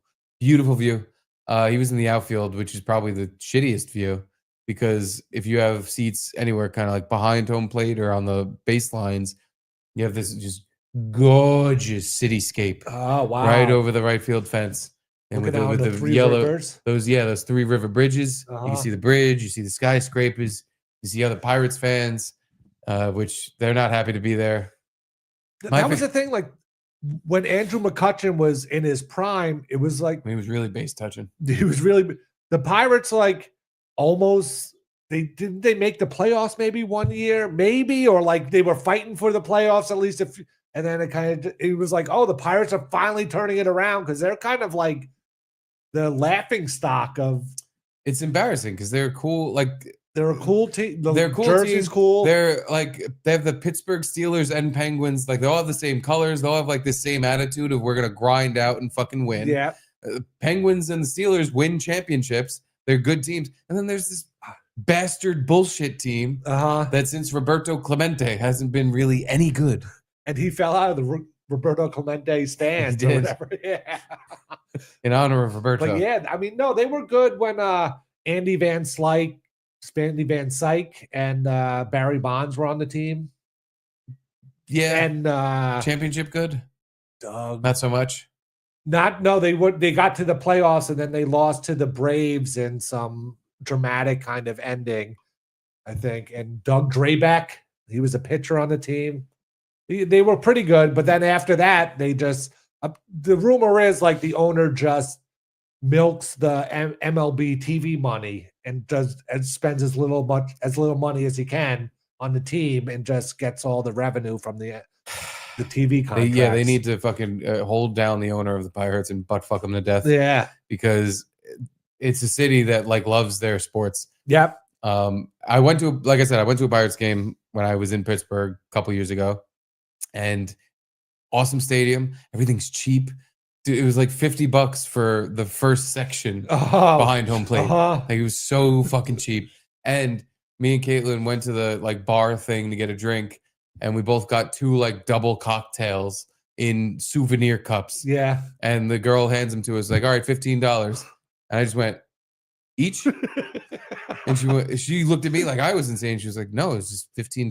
And I was like, I'm Holy sorry. shit. I'm used to going to Yankee Stadium where $15 gets you to tell me to go fuck myself. A double Jim Beam and fucking Coke my God, is $48. Jesus It's $48 at shitbag Bronx dickhole Yankee Stadium. It's $50 for a double. In Pittsburgh, it was basically free. They basically just give you free booze. That's probably why he was so drunk. Pouring beer on himself. You can get tuned up at a fucking Pirates game if you have $20 on you. You can get pretty fucking drunk. The other thing I loved about the Pirates game is that the fans, they're real salt of the earth people, pieces of shit.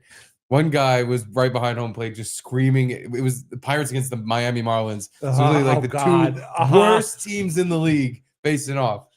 So Pirates fan, like, they don't normally have a full stadium to begin with. This was not great. But still, for teams that bad, a good amount of people were there at a midday game to root for nothing. But my favorite thing was when we were walking in, there was this just ghetto family selling Pirates flags, real authentic Pittsburgh Pirates merchandise. Okay. It was PVC pipes, like thin PVC pipes that they bought, that they just obviously they got like shitty Buccaneer flags from Amazon that still had like all the fold wrinkles from being in packaging. Yeah. And that they had like zip tied to the PVC pipes. Oh God. And they were selling them for $5 out the stadium. To this day, I regret not buying one. Yeah. I really wish I had one of those shitty fucking and it was the PVC pipes that have the fucking it's the writing on the side, the black etched on code through the entire thing. And of course, when we get to the game, we sit down. One of the guys on the Pirates gets a hit, and I see multiple people around the stadium waving their PVC pipe Buccaneer flag around. Right. And I was jealous. I was like, I wish I'd taken those bums up on their opportunity to buy a genuine Pittsburgh Pirates piece of memorabilia. Mm-hmm. Now, when you say ghetto, was it a black family? No. Okay. No, they were slack-jawed whites. Yeah. Perfect. Yeah, my dad's family grew up in Avonmore, PA, which is Western Pennsylvania, kind of like an hour and a half from Pittsburgh, whatever. So I used to go to Three River Stadium a bunch of times, and that place was a dump. It was like the shitty AstroTurf, that was just like concrete with not even sod over it or whatever, that fake grass. The rubber, the rubber grass. And it wasn't a great stadium, but I want to go to the new one. It looks great. The new one's awesome. I really enjoyed it there. Again, I watched the 2 worst teams in the league take a shit on each other. But just being in like a nice stadium, watching a baseball game with free drinks, basically, was fantastic. Yeah, I went to the Brewers game a few years ago, and we just pulled up to the stadium and bought tickets. And I think it was like $70 or $80 for second row behind home plate. Like, holy shit, this is amazing. Dude, the prices at bullshit Bronx Yankee Stadium make me want to vomit. Yeah, I still haven't been to the new one. $1,000 to sit behind home plate, like in like the first few rows. Oh my $1,000. But don't you also get like the unlimited food and all that stuff from it? No, you don't get fucking Aaron Judge coming out and blowing you. No. You'd think for $1,000 at a shit fucking stadium, a concrete piece of garbage, you'd get the star of the team coming to your seat and sucking your cock. You don't get that. Huh. I think you do get food though. I think you do get food. All the seats were empty because there was like you buy those seats, but you don't have to stay in those seats. There's also a box that you could go to and eat and drink. Yeah, there's but dude, for $1,000, Yeah. What and you get what, chicken fingers? Like, fuck off. I mean, I understand the Yankees are a storied franchise with just wonderful history, the best team ever in MLB history, probably in sports history. We all understand this, but Citi Field's better. We're in the Bronx. I gotta go to the fucking third world to watch a game. Fuck off. It should be a little cheaper, just a little. But what I mean, I guess we got to pay Aaron Judge $5 billion, so it makes sense that they charge a lot to see a game. I mean, do you see all the stats he's leading in? All of them? All of them? Yeah. Yeah, He's the best insane. guy. If you've ever played a baseball game, there's the create a player option. Yes. Aaron Judge is everyone's create a player. Yeah. Number 99. He's got everything maxed out. He's fucking huge. He's every creative player everyone's ever made in a baseball game. He's the guy. He's Mr. Baseball. You ever seen that movie? With Tom Selleck? Yes. Mr. Baseball. I don't think I saw it, but I know of it. Yeah. The punchline of the movie is a bunch of Japs call him Mr. Baseball. It's very funny. But anyway, let's get to our boof boys. And before we get to our boof boys, let's go to our chat boys. Caddy Thorogood, he says, you need to write a book, A Dummy's Guide to the Yetzer Hara Trap. I hate my phone. I'd love to write a book about that one video on Twitter that we've all seen probably too many times. But Caddy Thorogood sent us a few over an hour long videos about people talking about the Yetzer Hara trap, and I was like, I don't know what to do with it. There's too much content. Like it's just so long. I'm not that into Jews. Yeah. Maybe a little, but not that. Not that much. I'm more like the Yetzer Hara song that we played. Oh, the Torah Tots? Yeah, the Torah Tots. I'm the Yetzer Hara. Little purple man. Yeah, that was great. But thank you, Caddy. But yeah, thank you, Caddy. I'd love to write a book about the Yetzer Hara. Yeah. If we could just, a dream of mine is to get Shai Groucha and Nachum Einhorn on this show. In the same room together. In the same room together. Oh, wow. You'd see me doing this. Yes. If I could get them to bring a Sefer Torah here. Oh, my God. To the Garrett and Steve shul of Yetzer Hara avoidance. And, I would lay Tefillin. Yeah. I'd lay Tefillin in a second. If Shai Groucher showed up, you see me laying Tefillin. I'd have a very tiny box on my head and electrical tape around my wrists. You bet you. And Nachum Einhorn, please. Please. Michael Bartz, just saying hello. Thank you, Michael Bartz. Then following up after realizing what he did, Michael Bartz said, was that OJ getting launched in the Naked Gun? Yeah, right. Same type of fall. It really was. And his wheelchair. Just a complete over the fucking barrier flop. Yeah, he did like 2 or 3 stumble talts. He did a bunch of stumble talts. Excellent point, Michael Bartz. And Bo Stanko, this ending would make Bobo a better fan than Seymour Wiener. I don't know. I don't want Bobo. Seymour Wiener. I don't want Bobo to. Well, if he keeps not, he picked up the phone. He did. Yeah, he picked up the phone. He hates the phone. He hates when 2 drunk guys call him at 10 p.m.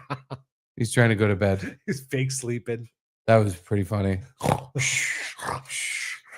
We didn't even do the noise right. And that kind of just sounded like he was asphyxiating. Yeah. Are you all right? You need to call 911? No, I'm okay. I'm okay. I'm sleepy. I'm very sleepy. But anyway, Boof is a calling, and we're here to answer the call. Let's go to our Boof boys. I think the first one here on the docket is Mr. Eric Whitaker. Eric Whitaker. And his caption just says, never gets old. We'll see. Okay. I'll be the judge of that. Yeah. See if it gets old. It doesn't. It already doesn't. They're shoving a corn dog in a sleeping gook's face. Let's see. You're right.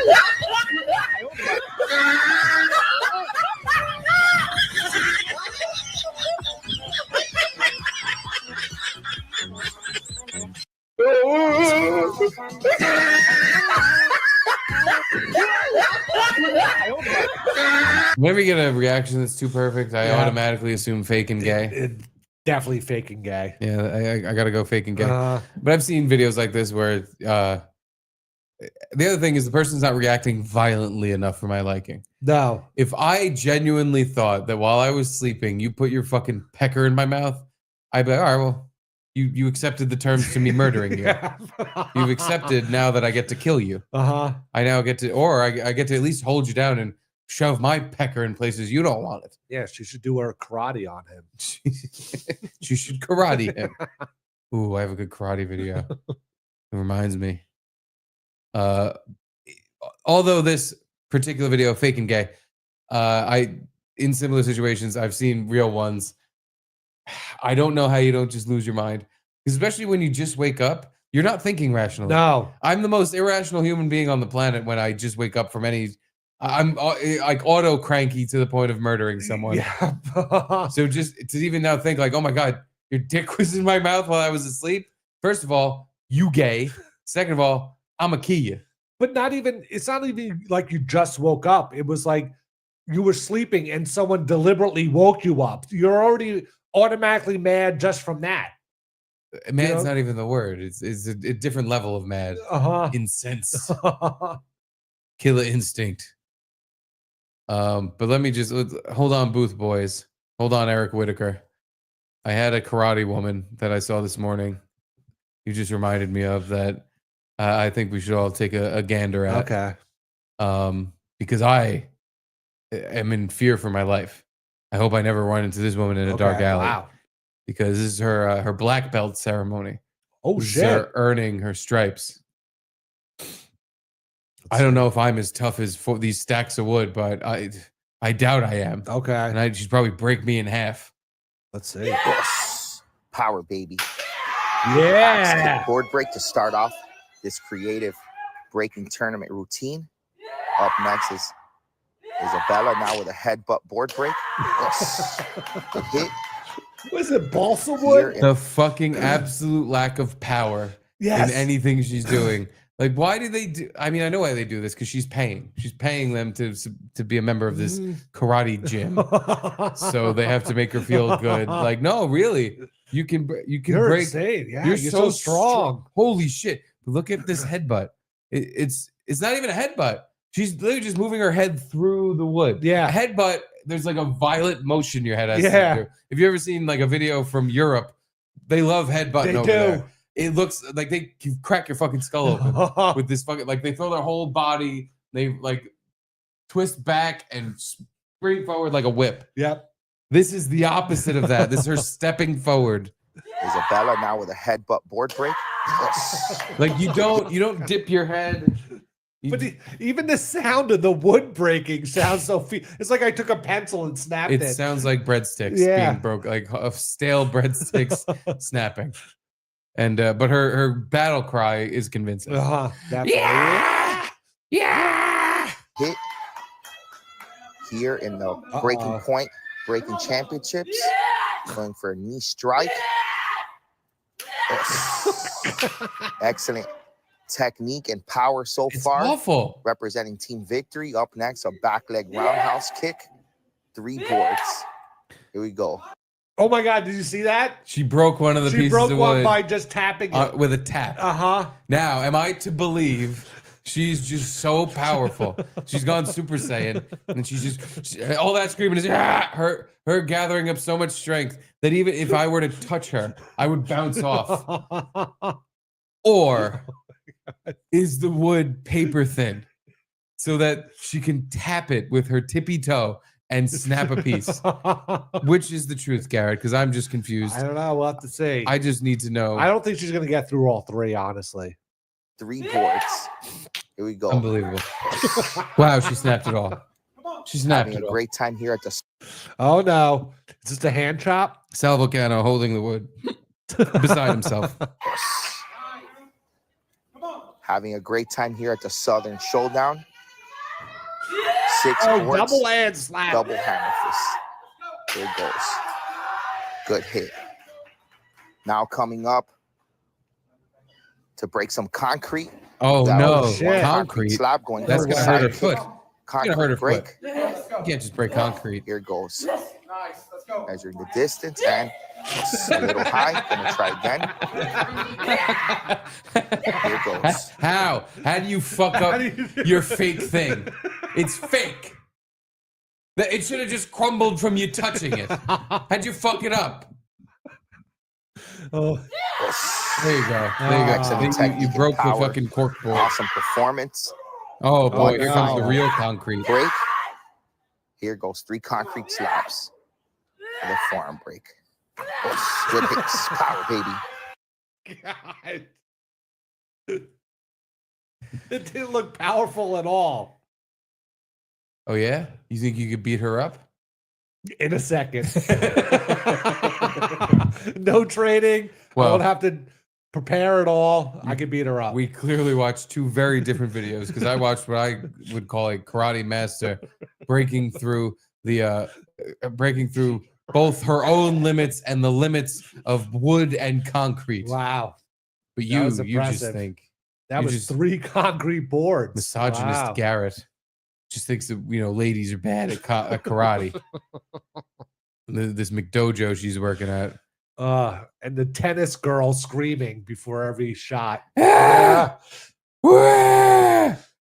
But anyway, back to the Booth Boys. Yeah. That was just a mere interlude. Here, back to Eric Whitaker. He's got. Oh, I saw this. Oh yeah, me too. I thought this was pretty goddamn funny. My dog just the other day, Edie girl, she ate some grass, as she's known to do. Yeah. And she had to do that. Have you ever had a dog like she can't finish shitting because some of it's still stuck in her ass? Yep. So she's like doing this like shake thing, this like air hump shit, because there's literally poop still stuck in her butt and a blade of grass connecting it to another poop that is dangling that she's now waving around. And I'm just like, or like it'll even be like a piece of hair or something that connects it. Yeah. Yeah, the little Edie girl. Where is she? She finally, I guess the wind died down. She's not hiding under the fucking table anymore. So for everyone's enjoyment, here's a little dog cam. Aw. Wow, she's snoozing. That's a snoozy dog. Edie. Wow, you're really getting good at whistling. Wow. Edie girl.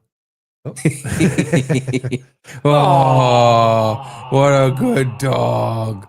What a good dog. He stretched those paws. Yeah. Oh, good dog. Oh, doggy. Caitlin said that woman screaming sounds like me when I vomit. Oh, What a good doggy. Ooh, do the stanky leg. Do the stanky leg.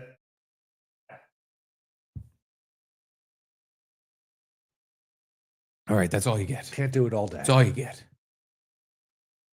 Oh yeah, sounds like Steve scream vomiting. Accurate. I do go bleh.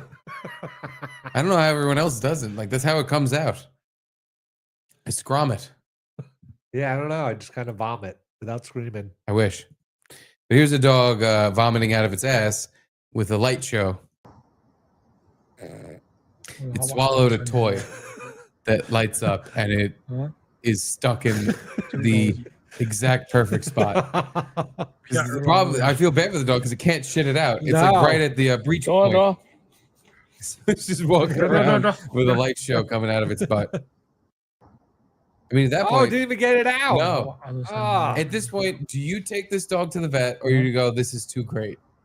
I want this to go on for as long as possible.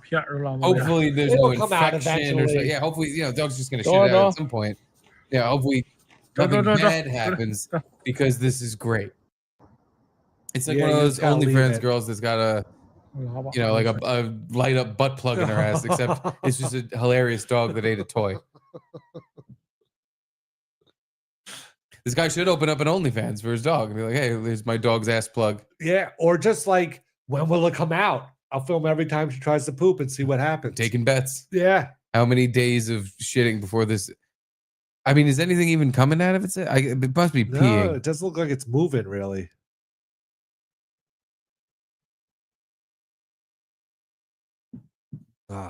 Good dog. Now, I mean, as funny as that is, if that happened to Edie, I would be having a panic attack. major right? panic attack. I wouldn't know what to do.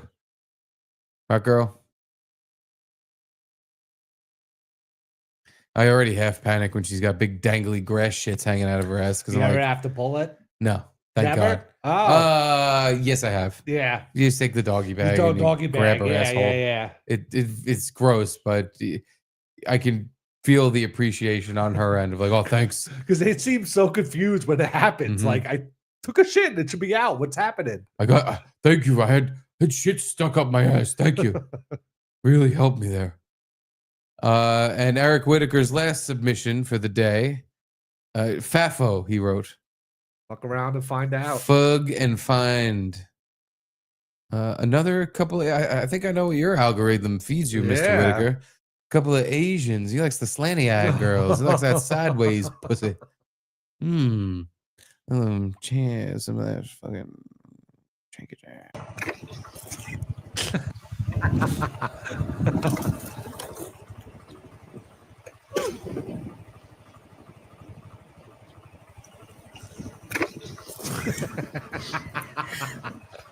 Classic. Double classic.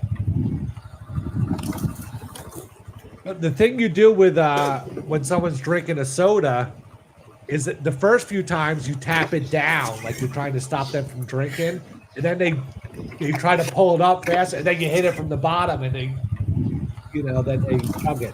I thought when it's Japanese girls, when they're drinking soda, you take a nuclear bomb and blow up 2 of their major cities and just kind of disintegrate somewhere around 300,000 people.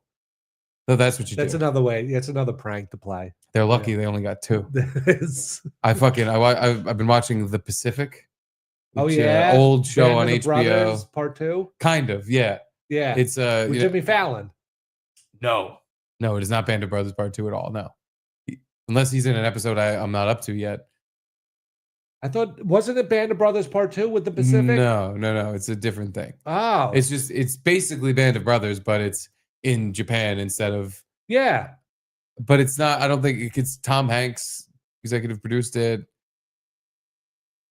Either way, is that Jimmy the Fallon one where ain't fucking in it. Where Jimmy Fallon pulls up in a Jeep truck and is like, "Hey, what's going on?" No, I think that's Band of Brothers. And Ross is in it. That's Band of Brothers. That is Band of Brothers. But not Band of Brothers. It's like the Part 2 of it. It's not. It's just like a similar show, but it's not. It's not Part 2. All right. I promise. Okay.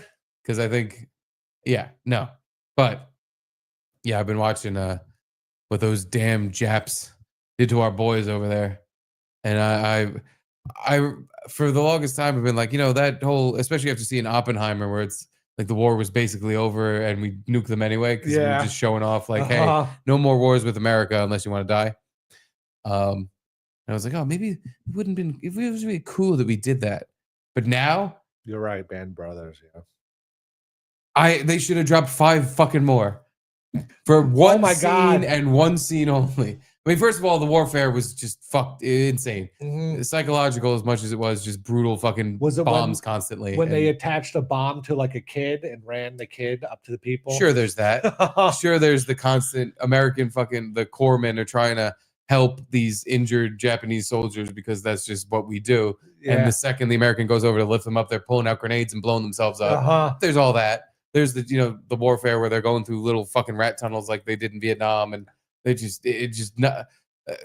bombing at night because they wanted to keep the Americans awake constantly. They didn't want them to sleep. They would poison every water source.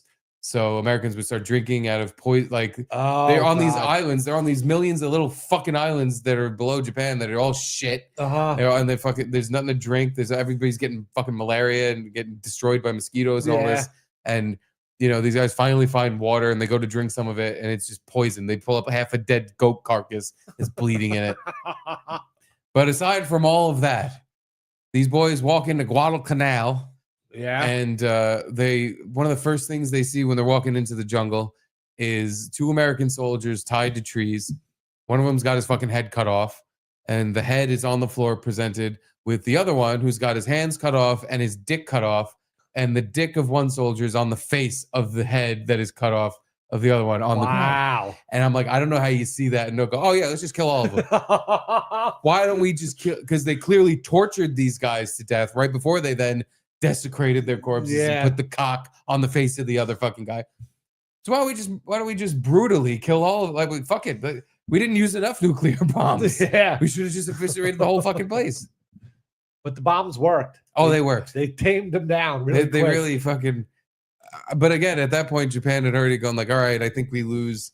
The message hadn't gotten to everywhere yet. And even after the bombs had gone off, they were still in these islands, like, you know. Yeah. Was that one story about the guy that like 45 years later they found him and he thought the war was still going on? Did we win? So yeah, there's still a lot of fighting going on. But it's funny how empathy works, because when you don't know the full story, you're like, hey, we were too rough with those Japanese guys. Yeah. Why were we so bad to them? And you just see one thing and you're like, oh, we didn't do enough. We didn't kill enough of those motherfuckers. They cut his dick off while he was alive and put it on that guy's decapitated head. Kind of funny. I get it. Listen, there's not a lack of humor coming from my end. I get what they were doing. Look, dickhead. I get it. American dickheads. I understood the joke. But there's no way you walk past that and don't just go, oh, I'm going to kill everyone. Yeah. I'm going to kill everyone on this island. Because that could have been you. That could have been like tortured to death. If you're, you know, and just what they went through after that didn't make it any better. I don't know. Fucking the shit libs that are cool with World War III and what's going on in Ukraine. Like, I don't understand what you think happens. It is a nightmare you couldn't even fucking fathom. Even watching it dramatized on TV doesn't paint even close to a significant picture of what the fuck that shit is like. But anyway, let me stop. Stop the presses. Pooping out of my mouth, because Jose Delgado, the king of the chat, one of our favorites, Mr. Jose. Still here, guys. I usually work in remote areas with no signal. Catch you in the replay and keep the laughs going. Thank you, Jose.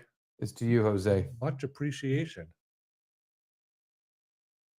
You're the best. Much appreciation. Yeah. But goddamn those chaps. Now I understand why my grandfather was so upset. That's what I was gonna say. Like, you see the old guys and they're still calling them slants or gooks or whatever. You're fucking like, chaps. Yeah. You're like, why are you still so mad? But I get it now. We're all friends now. Yeah. It's like, no, if you fucking even a fraction, you don't have to be there. Just hearing about a fraction of what happened, you're like, no, fuck them. Yeah. And Japanese have actually been notoriously monstrous throughout history. Like every war, like China has a pretty big beef with them. Even like during World War II, the Chinese were getting fucked raw by the Japanese. Like, they were getting destroyed. They were in World War II with the Japs. Yeah, they were.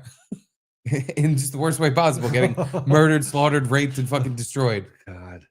Not that Chinese didn't do their own. They really, the two of them took turns brutalizing each other. But thank you, Jose. Thank you, Jose. Caitlin says 5fan just emailed me. Well, how does she know that? I guess she has a secret correspondence with 5fan. It would make sense as to why he's such a fan. Well, let's go take a peek at my email. Hold on. Everybody hold the phone. And thank you, Eric Whitaker, for your submissions. You reminded me how much I hold disdain for the Japanese because of World War II. But no, obviously that was long enough ago that, like, it's not like I can have a fucking problem with it. Oh boy. Oh boy. Oh, I like this. Let me download. Open a new window. All right. I guess I'll work this way. Here we go. Download link. There we go. Oh, this is great. By the way, Five Fan made the intro for the hockey show tonight. Don't tell Gino. Oh. Gino, don't listen. Gino, don't listen. Wait, why don't tell Gino? I feel like we could surprise him with it. Be a good surprise. For what? He'll be really excited if he sees it without knowing. Well, he already knows now. I guess. Fine, Surprise, ruin it. be Ruin excited. the surprise. Fucking who gives a shit? He'll be we'll all sit around watching Gino be surprised. Who gives a fuck?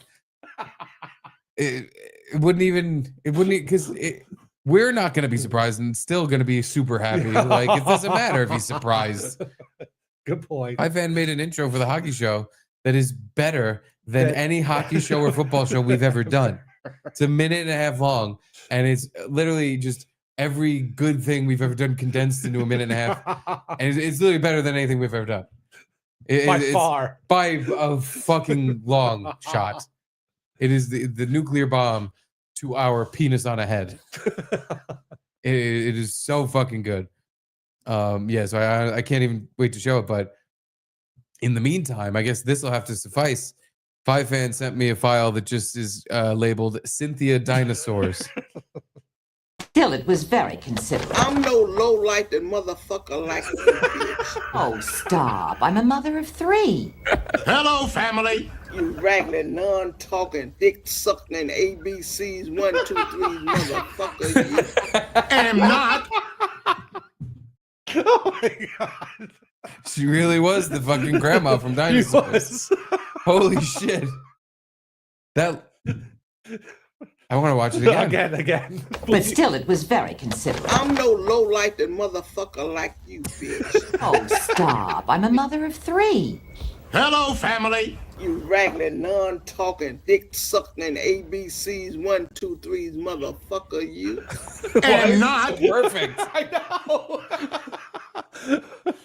Holy shit. Wow. Oh my god. That fucking Cynthia, man. Where did he go? Left. I guess she had enough of our shit. Yeah. She's really good. Oh, thank you, Five Fan. That was hilarious. Thank you again for topping everything we've done. I could. But still, it was very considerate. I'm no low-life motherfucker like you, bitch. Oh, stop. I'm a mother of 3. Hello, family. You raggedy, non-talking, dick-sucking ABCs 1, 2, 3 motherfucker. You. Am not.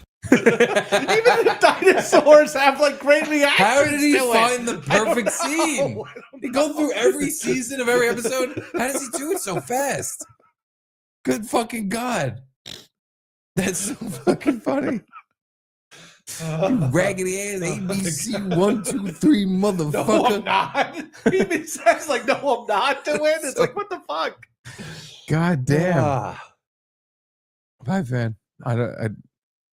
Kudos. I don't know how you do things. Like, it's always the best thing I've ever seen.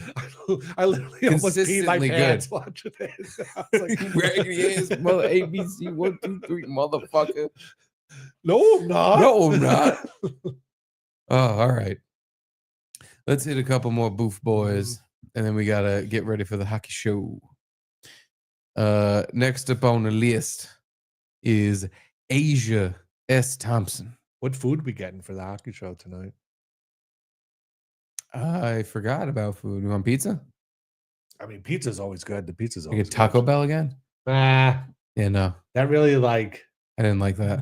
Stoned in my belly kind of feeling. Yeah. Even the next day. Yeah. Well, next day there was more. I wonder. We might still have Taco Bell in the fridge because I ordered I ordered like a fucking $100 worth. So because I want to make sure everybody was well fed. Little did I know we were too well fed. Pizza's fine. Pizza's getting boring. I had pizza for lunch. Oh, that's true. We could get you want wings? I love wings. I can get Planet Wings. Are they breaded? Because if they're breaded, fuck them. They're all covered in sauce and stuff. Okay, but not. I hate breaded wings. They're breaded. Oh, they are. feel like most wings are breaded. No. Yeah. Like the wings we had at Offside weren't breaded. No? No. What made it They were just seem like it was breaded? the skin was Oh, the crispy. skin. Well, they all got the skin. Yeah, Yeah. yeah. Got the crispy skin. Well, Like that was Hooters breaded. wings are breaded, and they're I've like, never had the Hoots. they're you know, it's not like I won't eat them, but they're like, I'd rather just have the skin. We might do Planet Wings down the street. Okay. Might do something else. Either wings. Like we can't really do burgers because like I don't know. Yeah. Do burgers. It's got to be everybody can have some food. That's why pizza is always a good choice. Wings are fine. Might go with that just because I can't think of another thing. Because we're not doing fucking Taco Bell. No. Or we can get McDonald's and I'll just get a fucking spread. I had McDonald's this week already. I don't actually want McDonald's again. Yeah. I'm sick of it already. Oh, those chicken strips or whatever the Those fuck were they were called. shit. What the fuck was McDonald's thinking? Why they have great chicken? You know, well, they have chicken. Yeah.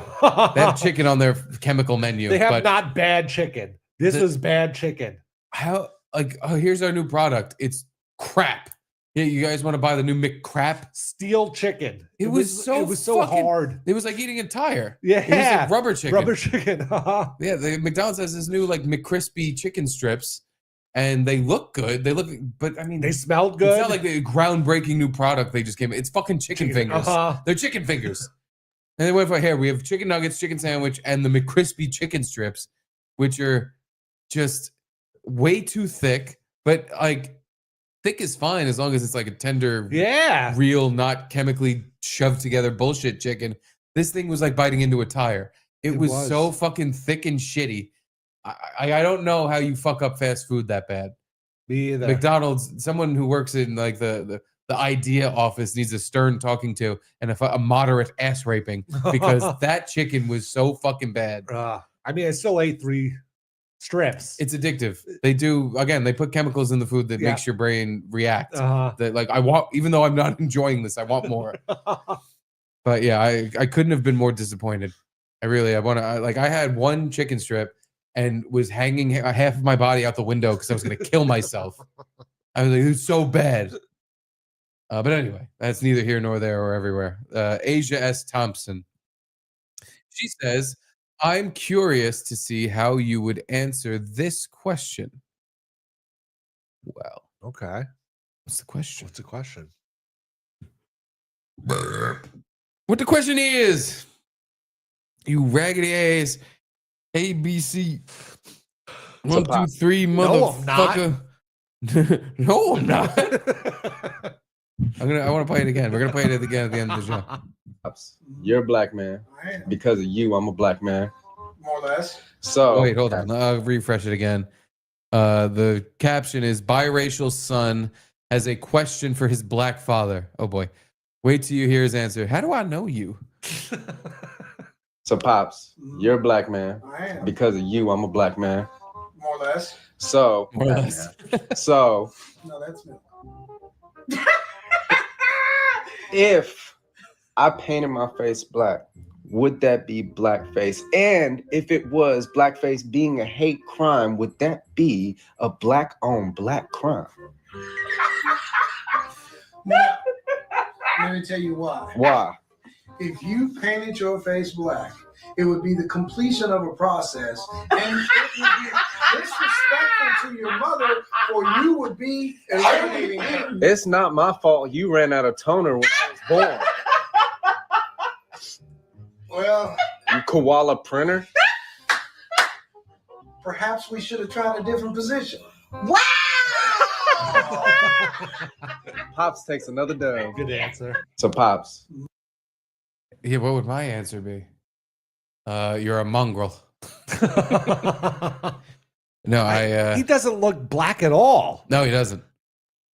He very much looks like a white nerd. Yeah. Is his dad half black too or something? Because his dad's just got a weak cum. I guess so. Not a lot of color. No. Is it a hate crime if a half black guy puts blackface on? I think the dad's answer was perfect. Yes, towards the mother. Yeah. You are now you're denouncing any of your whiteness and you're going full black, even though, truth be told, you're a halfie. But just say, like, in the general discourse, if he was a host of a show or something, he's half black, half white. If he did blackface, would that be considered? No, it's I can't truly. tell. Because the rules are so stupid. When you add something stupid to the stupid rules, it's now we're just talking downright retardation. Because painting your face black is the biggest fucking to do in the fucking world. Oh my god, how could you be so gay and offensive? I guess no, he couldn't get in trouble because he has, he can say the N-word. He's got built-in privileges. Can he say the N-word? To people that know him, I guess. To people that know his dad. Yeah. I mean, he can always say it, but he's gonna have to always explain, like, listen, guys, I know I may not appear as such, but I am a black man. Mm-hmm. Please accept my N-word. The racial rules are retarded.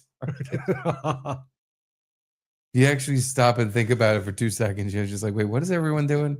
We're all pretending any of this matters. Can you eat today? Do you have enough money to like do stuff? Who gives a shit? But no, I like that. That's a fun race question. Mm-hmm. Fun hypothetical. I'm gonna go with no. He looks too white. Honestly, he looks too white. He can get away with it with his friends and family, but if it ever made it was like a whole thing online, it would start a whole fucking argument. Like this video has 1 million views or 1 million likes. Oh my god, it's 1 million likes, so that's more than 1 million views because it is an interesting question that people already want to fight about. You can tell this is like people want to fight about this. Anything to do with race and any fucking capacity is something people just want to argue about. Nobody has any interest in. Because what the fuck, race isn't interesting unless you're fighting about it. Yeah. I don't give a shit about anybody else's thing unless I can use it to be like, hey, that's why you're a piece of shit because of what you are and where you're like. There's no other interesting part of it. Amazingly, 1 million likes, but only 24,000 comments. I feel like there would have been 24 million comments about like, oh, he could do it. No, he can't. What are you talking about? Yeah, let's see actually what's his white mama has the most black woman laugh I've ever heard. It would be a completion of the process. And it's just people quoting it because it is a humorous video. It does quite tickle my humor bone. But how I would answer that question, I'm not gonna say. I almost said something that might have fucking gotten us taken off of YouTube. It involved the bad word. Why would just skip that? Go to our Patreon if you want to watch me be hilariously. Yeah, check out our black and white. Racially sensitive. But anyway, thank you, Asia. Thank you, Asia. I appreciate the tone of the video. And now on to our next. Oh boy, he sent a bunch. Oh, I don't know if we have time for all this. We do have to wrap up. We could save him for. I think we do have to save a couple for next week. Why don't we tease him with one of his? Let's give a little teaser, a little teaser trailer. It better be good too. Just want to make sure I get to everyone's who I want to get them in like chronological order. Send it in first. You get it in first. Because I think Nathan here. And we have to play the dinosaur video again. We have to play the dinosaur video again. We have to play Fitzy's song because it is May 1st. And Charlie did not let me complete my song today. Mm-hmm. He not even complete. He kind of didn't let me start. Fucking Charlie. I had the whole thing like in my head. I got these beats in my head, man. I got these beats. I had the whole thing prepped out, ready to go. You're gonna fucking hate it, which is why I'm kind of doing it. But the second I opened up my laptop and started doing stuff, Charlie started bugging the fuck out. Like, I need to touch it now. I'm like, well, I can't record me doing stuff with my voice. Or, excuse me, record a Grammy Award winning artist doing stuff with his voice. Please, yeah. If there's a baby in the background shouting at me. So I was like, all right, I got to postpone And he's not shouting Gino is gay. And no, he was not shouting Gino is gay. He's shouting, Daddy, you're a fucking loser. Play with me. This is all you're good for. So Fitzy did, luckily, he did save our little baby balls. And he sent us in a nice video, not a video, but a song to just keep us going until we have the real board song. But yeah, let's go to N. Harold. Let's go to his most recent video from 3 days ago. And he just wrote, the caption just says, oh, perfect. I had this in my prep AJ's from a while ago. AJ's stare is unnerving. Well, all right. Oh, God. Did you see this one? I did see this. The new boom meter. The boometer. I thought this was edited. A boometer? You thought the boometer was edited? Well, hold on. Let's watch it. Let's watch it, and then you'll see why I thought it was edited. It's edited. It's edited. Not real. Not real. Boom, boom, boom, boom. Ba, ba, ba, ba, ba, ba, ba, ba, ba, ba, ba, ba, ba, ba, ba,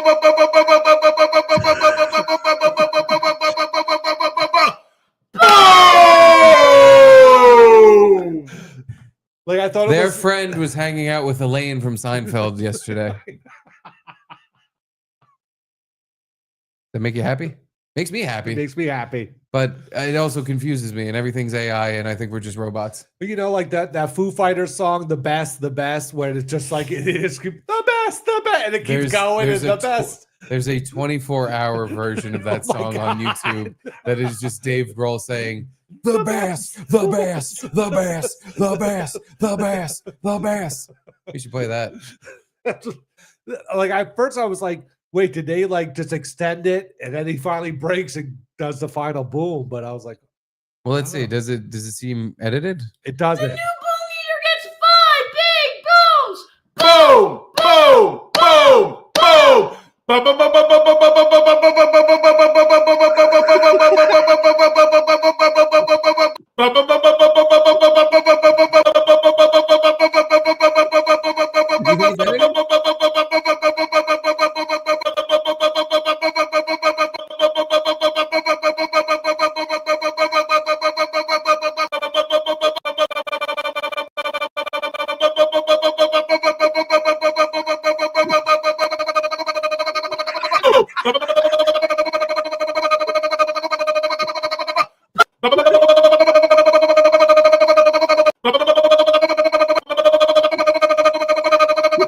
I think AJ's broken.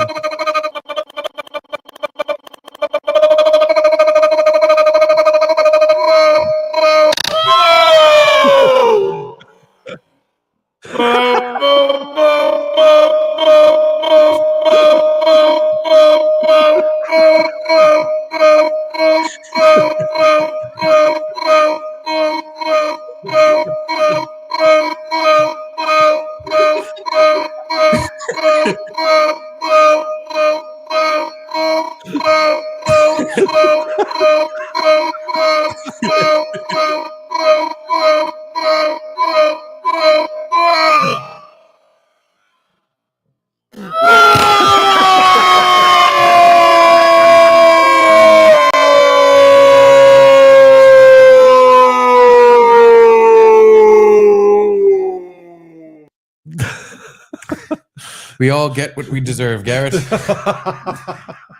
This is what we like. This is our entertainment. The Costco guys are the top tier internet family. They are everywhere, everywhere, everything, everywhere, all at once. You cannot go on the internet without, in some form or fashion, being exposed to these people. Every other internet family wishes they had the longevity of the Costco guys. And just this burst of popularity. Yeah. Insane. I was with Elaine. That's just the tip of the iceberg. I guarantee you, mark my words in this moment, the Rizzler, before the year 2026, is going to be in the White House taking pictures with the president. Oh my God. Tell me I'm wrong. You're not. That's the next Why step. wouldn't he? That's the next step. And then he's going to be at the UN giving a press conference. And then he's going to just, there's going to be Globo Homo takes over the world. The globalists win, and the Rizzler is the president of the globe. You know how they have that like new media seat in the press conferences? I don't know that. There's like, because they want to expand the press that is allowed in the when Caroline Leavitt does the press conferences for Trump. they have a new media seat where they bring in new people, and they were like, you can apply to be in. Like Chrissy Mayer has applied to be in, and I guess Tim Pool applied and he got a question in, and they usually call on the new media seat first. Why wouldn't the Rizzler just be in there? Are you sure he's not already in there? I can't. Sooner or later, he'll be there. He has to be. President Trump, what do you think of this?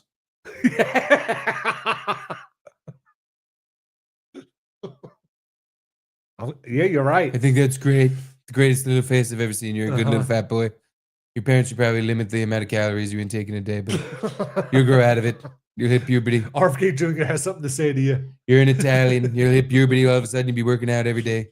You're going to be a big juice head muscle boy. You'll be taking steroids. You're an Italian. It'll work itself out. Don't you wish we could just fast forward 20 years and see what Big Justice and the Rizzler look like? I hope, I wish only the best for them, but Big Justice, I see having more of the arc I just described, where he's going to hit puberty, he's going to start taking juice, he's going to be a fucking roided out freak, and he's going to kind of lose his mind. And I think the Rizzler is going to go more of the Chris Farley route, where he's going to be fat, funny guy forever, doing speedballs. He'll be on SNL. He'll be on SNL doing this. He's going to start taking heroin and cocaine in tandem because of the up and down it gives you. Probably amazing feeling until it detonates your heart like a fucking grenade. That is my hope. They're falling into quite the Yetzer Hara trap. I mean, how do you not become somewhat of a fucking drug addict if you're this young and your dopamine receptors are just, I'm famous, I get everything I want, I'm the best guy in the world all the time. Like, there's only a drop off after that. Like, what'd you say? The Rizzler has like a slide in his room? He has a slide in his room. He's living little Richie Rich dreams. His room's not even huge or anything. His dad does seem like he's kind of keeping a little grounded. He didn't just take all the Riz money and buy him a Riz mansion, but he's got a fucking big slide in his room. I wonder if I can find that. It doesn't matter. And he's got, a million little Funko Pops. Like, he's being indulged. Not that it's not deserved. The kid does the work. Yeah. He deserves the fruits of his labor. Mm-hmm. This being the labor. That's it. That's his whole labor. But he's a little kid. Yeah. This is everyone else's fault. Stop. We're all feeding little Lord Fauntleroy too much. We're giving him too much. He's getting plump. He's going to explode one day. We got to just be like, all right. Yeah. We're moving on. Listen, man. I hope you have enough money to put this kid through college, like whatever he wants to do for the rest of his life. They definitely do. I hope he's save it all. Don't fucking blow it all on a fucking pink Cadillac. Enough. Let him go to school. He needs to be a kid. He's an internet meme, and it's too much. And again, I love that he's a fat little Italian kid. I love him. He's a representative of everything I fucking appreciate. But there's a point where you're like, I'm seeing too much of him. For real. Like, there's too much of these little kids. Like, let them go be kids. Stop putting them on the fucking internet every 2 seconds. You're right. I'm not right. What the fuck am I right about? The kid's a millionaire. What am I right about? I'm an idiot. He's right. Keep making your stupid face. Make $1 billion. Who gives a shit? Start teaching Charlie the face. Charlie, just go like this. Let's start grabbing his hand like, no, you hold it here. And you go like this. And you make a stupid kissy face. And you go like this. just dance dad abusing my son so you can be a fat little Rizzler boy. That's got to be. There's 100%. There's a sect of human beings doing that. And has to be. Doing that and failing. Look at me. And I can't imagine it. Like, it's one thing for me to put myself through fucking internet nonsense and be like, well, you get what you get. But to force your kid through and then fail, it's unacceptable. That's not the one, but a redeeming quality about it. It's like, it doesn't seem like the Rizzler is being forced to do anything. It doesn't seem like he's the dance dad of. Right. Yeah. It does very much seem like he's enjoying himself. Because it's not like he's doing anything crazy. Nothing. Shows up in a video and makes a face. 15-second videos or a picture or something. Yeah. They're all silly things. So it does seem like at least you could appreciate that aspect of it, where it's, he's not being forced to perform really. Yeah. But at the same time, I don't know. I mean, you see this one little kid 100 times in a row on the internet, you're like, is it enough yet? Like, relax. But anywho, I think we have enough time for one more and Harolder. Okay. And then we'll have to wait till Monday. Yeah, we haven't gotten a text from Gino of his estimated His time ETA. of He probably arrival. hasn't left yet. That's why I'm like, fuck it, let's just go. But Curtis, John, and Nathan, we will absolutely. Curtis, John, we never miss you, so we'll get to you next week. Nathan, we'll get to you next week as well. Love the big Nate dog, and Is that Harold. J-Nate, maybe? Or is J-Nate a different Nathan? Different guy. But I could be wrong. Maybe. And Harold, we'll get to half of yours today. Your next video, is this an ad for Wavy Boats? I don't know. Is this an ad for Wavy Boats? Looks like it. It You says tell Wavy me. Boats on the bottom. You tell me, I tell you. It says Wavy Borts on the bottom. Oh no, that's boats. That A looks like an R. Yeah. It's boats, not borts.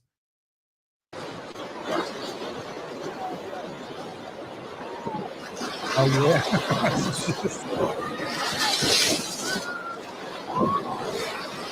Seems fine at first, and it just keeps getting worse. It starts tossing people. Wow, you got a nice butt cheek jiggle though. Watch them dies. Wow, just broke her spine.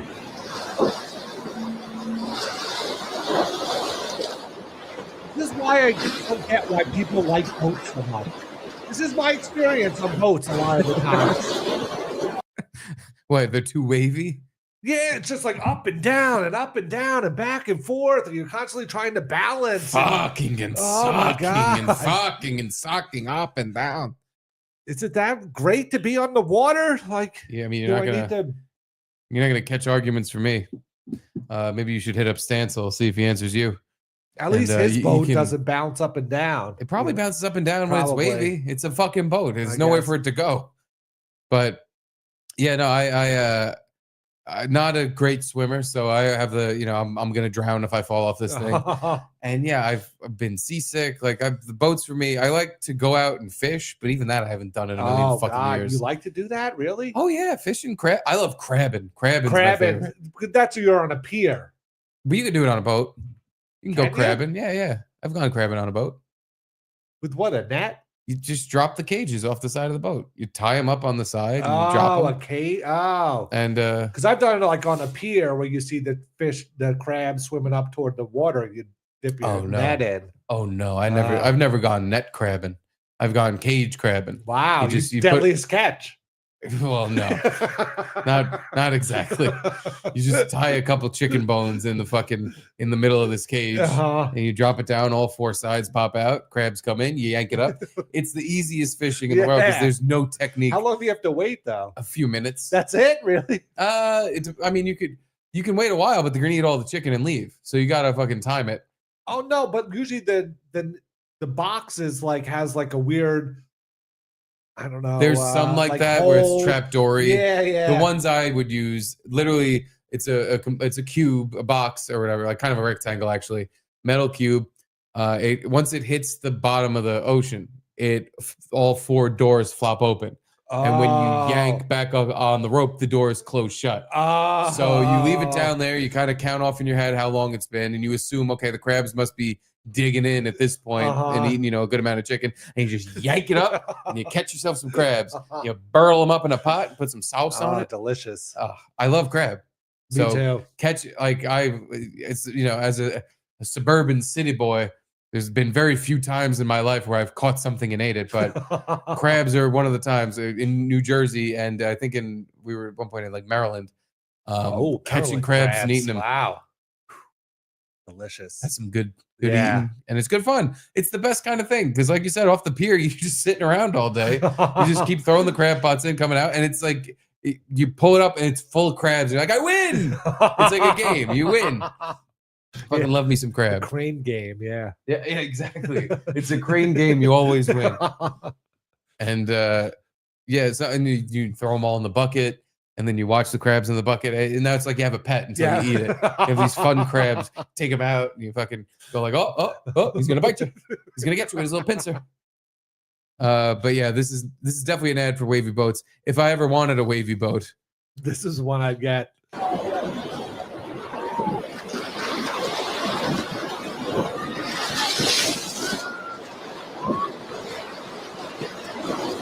filming this? Oh, that girl like really fucked herself up. Shouldn't have stood up right then and there.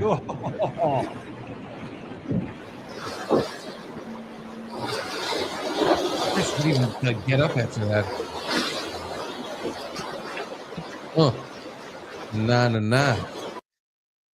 N. Harold, thank you very much. Thank you, N. Thank you, N, for your contribution. Mm-hmm. Those are two good ones. Now, without any further ado, let's Still, just it was back very to this. considerate. I'm no low-life motherfucker like you, bitch. Oh, stop. I'm a mother of 3. Hello, family. You raggedy, non-talking, dick-sucking ABCs 1, 2, 3's motherfucker, you. Am not. It's so fucking perfect.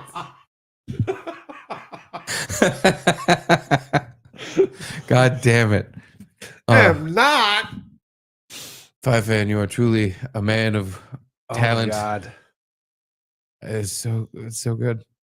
Well, anyway, let's end on another talented human being. Oh, Jake Watson, thank you for my roses. Oh, very nice of you. Oh, Jake Crown. Oh, thank you for my roses. Oh, thank you. They're so nice. Excuse me. That was your thanks, Jaquan. That was a thank you. Uh-huh. Now, we have a song here from one Mr. Fitzy, Mr. Fitzgerald. And he texted me today. I'm sorry, Fitzy, I didn't answer. I meant to. But when someone texts you that they sent you a file, you just go to the file and then forget to answer. At least that's how it usually works with me. I go to the file, listen to it. Oh, that's good. He said, I know you have a busy day and a song on your own ready to go. Sort of.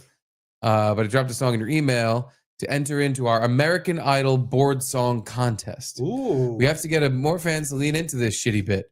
Love you. Thanks for letting me get that Ramon bit in last night. By the way, excellent work on the Ramon bit. Guarov did not quite understand it, but that made it even better.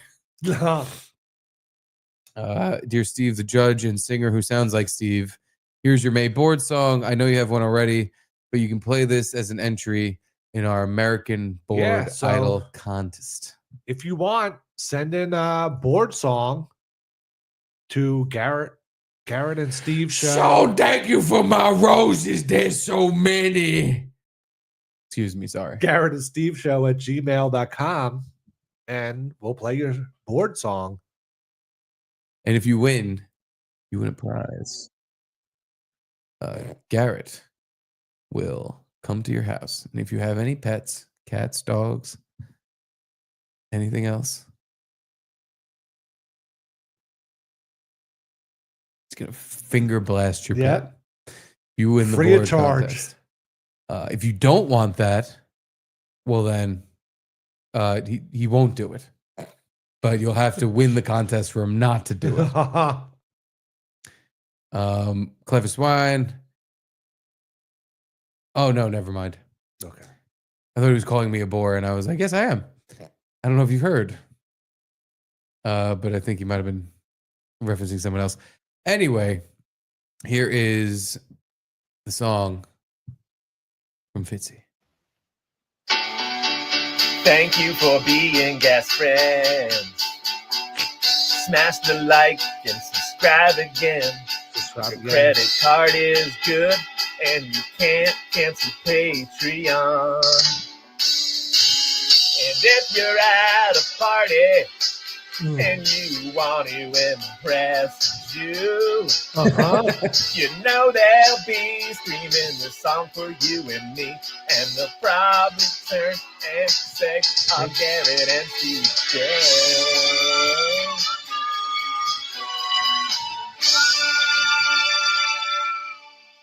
Thank you, Fitzy. Beautiful music. Beautiful music. You know what was so beautiful about it? 43 seconds. Yes.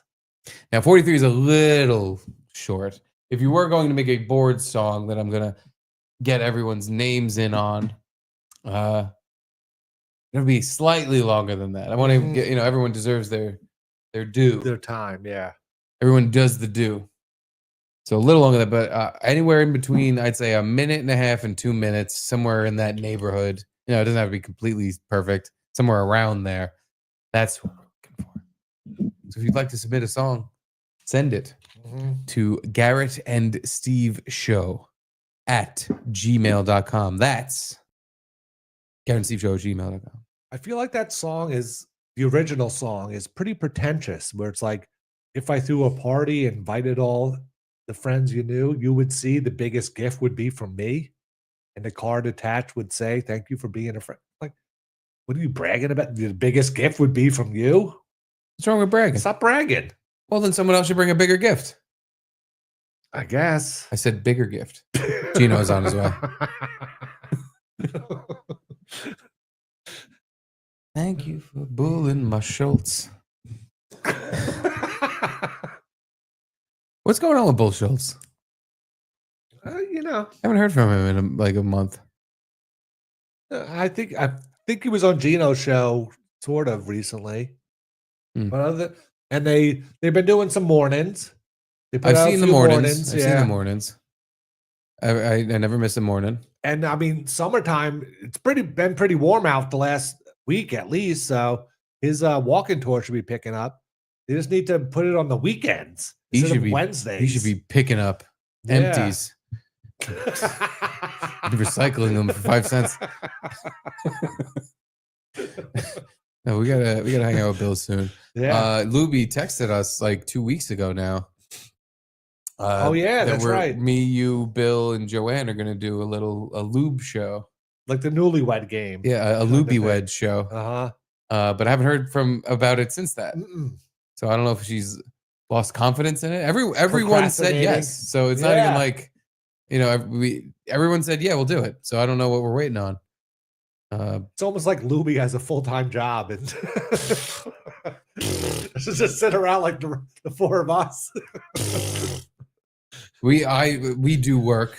I was gonna sing a song today. That's right. That's a I good was point. gonna. I mean, I was here 12 hours ago. Not for nothing. You were here, you know, more than you haven't been in the last 12 hours.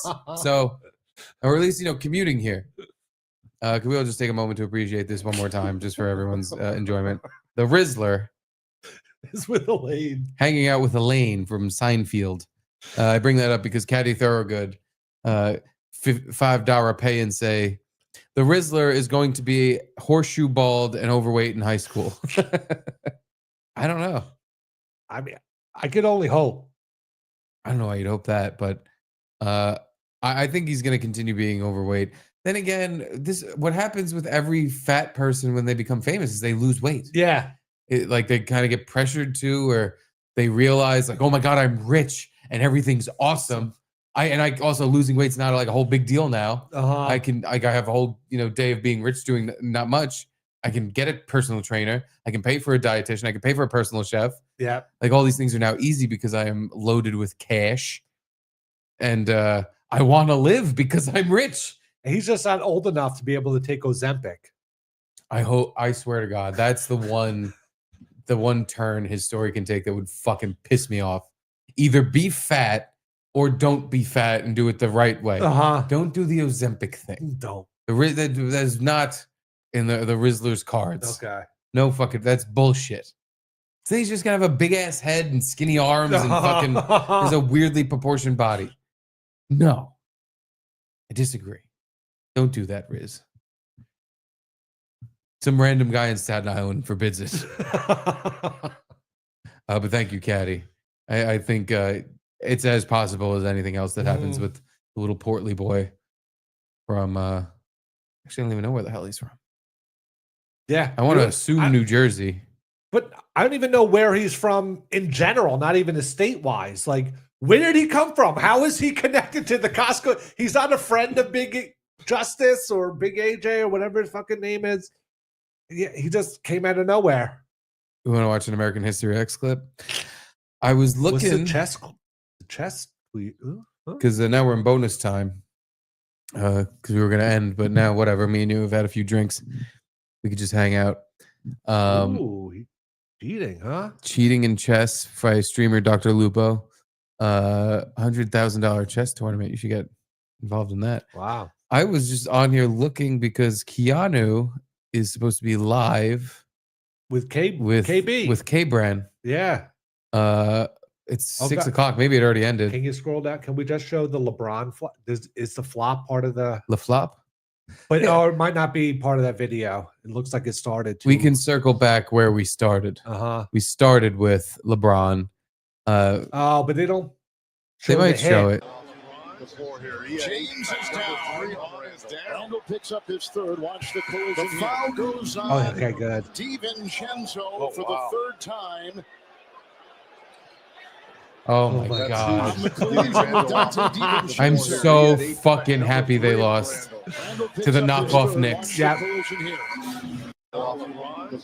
He's laying on the floor pretending he's hurt. Yeah, no, he's a cornball fucking faggot. Yeah. That's every fucking video we watch of him rapping, everything we saw. This is who this man is. It's cornball. It's just, coming from us, it's definitely, there's some partial jealousy. There's no denying. Like, God, yeah. Because it's like how he's so good. He's so good. He's just, he's so big and strong and black. He's the amazing basketball player. But then you watch this and you're like, you don't deserve. Nope. Like, you're so good. Why would you do this? Why keep flopping all the time? Oh, I mean, I don't know. And they called the foul just because, like, the refs weren't looking and just saw him on the ground and figured, oh, he must have been fouled. It's disgusting. And they still lost. Yeah. Down by 2 there, but they lost by like. That's got to be a great feeling. You acted like a little baby back bitch and you still lost. Yeah. It's one thing if you pull out a win and you're like, hey, it worked. Whatever works. You do what you got to do. True. But to do, to be a flop, which he does this shit all the time. I've seen so many clips where a guy, like, they do the thing where they're holding the ball and they kind of move their elbows this way. Yep. And he pretends he got hit in the chin and like falls on his back. And it's like, I'm dying. I'm dying. He hit me so hard in the face. And they show the replay and there's literally no contact. It was like, his chin hairs wobbled because how close it was. And he knew he could get away. Like, oh, that looked like it hit me in the face. Yeah. I hate that in the NBA. I hate it somehow even more in soccer. It makes football one of the shittier sports to watch because it's constant in soccer. That was what was so good about Messi is he never faked a flop or whatever. Like he would like purposely run through or like, stand up. And even if he got really hit, he'd be like, keep going and things like that. Yeah, he was a respectable athlete. Not whatever that is. Flopper. Boo, boo, boo, boo. And the rollie store with the rollie on. Rollie store with the rollie on. God. Chai Grouch is there. It was Hakaman horn. All right. We could sit here for another hour and a half drinking and showing videos of people being gay, but we'll do that on our own. We're going to be doing it on our own and also in less than an hour. Yeah. We're going to be doing it again with the gayest, non-drunkest man. And if you're watching Gino, we don't have a new intro for the hockey show, so don't be excited for it. Yeah, no new intro. Nope. New intros are gay. I would never have a new intro. No, fuck that. No, don't be surprised. Surprises are gay. Okay. They are live. They're live. Let's just check in real quick.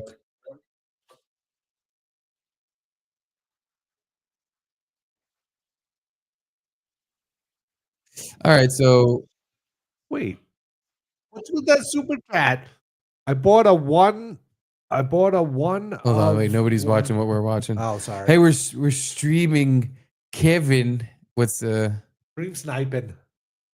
I just wanted to see if Keanu was still there. Yeah, because that's the reason we're even doing the show from my house today. Excuse me, the studio, is because we were supposed to do it from Harlem house, but Keanu had to be on this thing. So we were like, all right, let's just do it here again. But where is she? Did she get kicked off? Know. Did she say something that the Bren boy didn't like? But I just bought a 1-of-1 Mike Matusow autograph baseball. Degen them. Mike Matusow is a poker player. Why would you buy him signing a baseball? Who the fuck wants that? I don't know. I didn't tune in for any of that. I just wanted to be ornery about why we're not in Harlem right now. But anywho, I think that's about all the time we have for today. I think that's where we call this corpse a dead body. We'll see you next week or in an hour. In an hour on the Gino Bisconti Rumble page. In 3 days or so on the Garrett and Steve YouTube page. Where we'll see you again Monday. Thank you for watching. Thank you. Let's all celebrate. I love you. We love you. Bye. Still, it was very considerate. I'm no low-life-ed motherfucker like you, bitch. Oh, stop. I'm a mother of 3. Hello, family. You raggedy, non-talking, dick-sucking ABCs 1, 2, 3s motherfucker, you. Am not.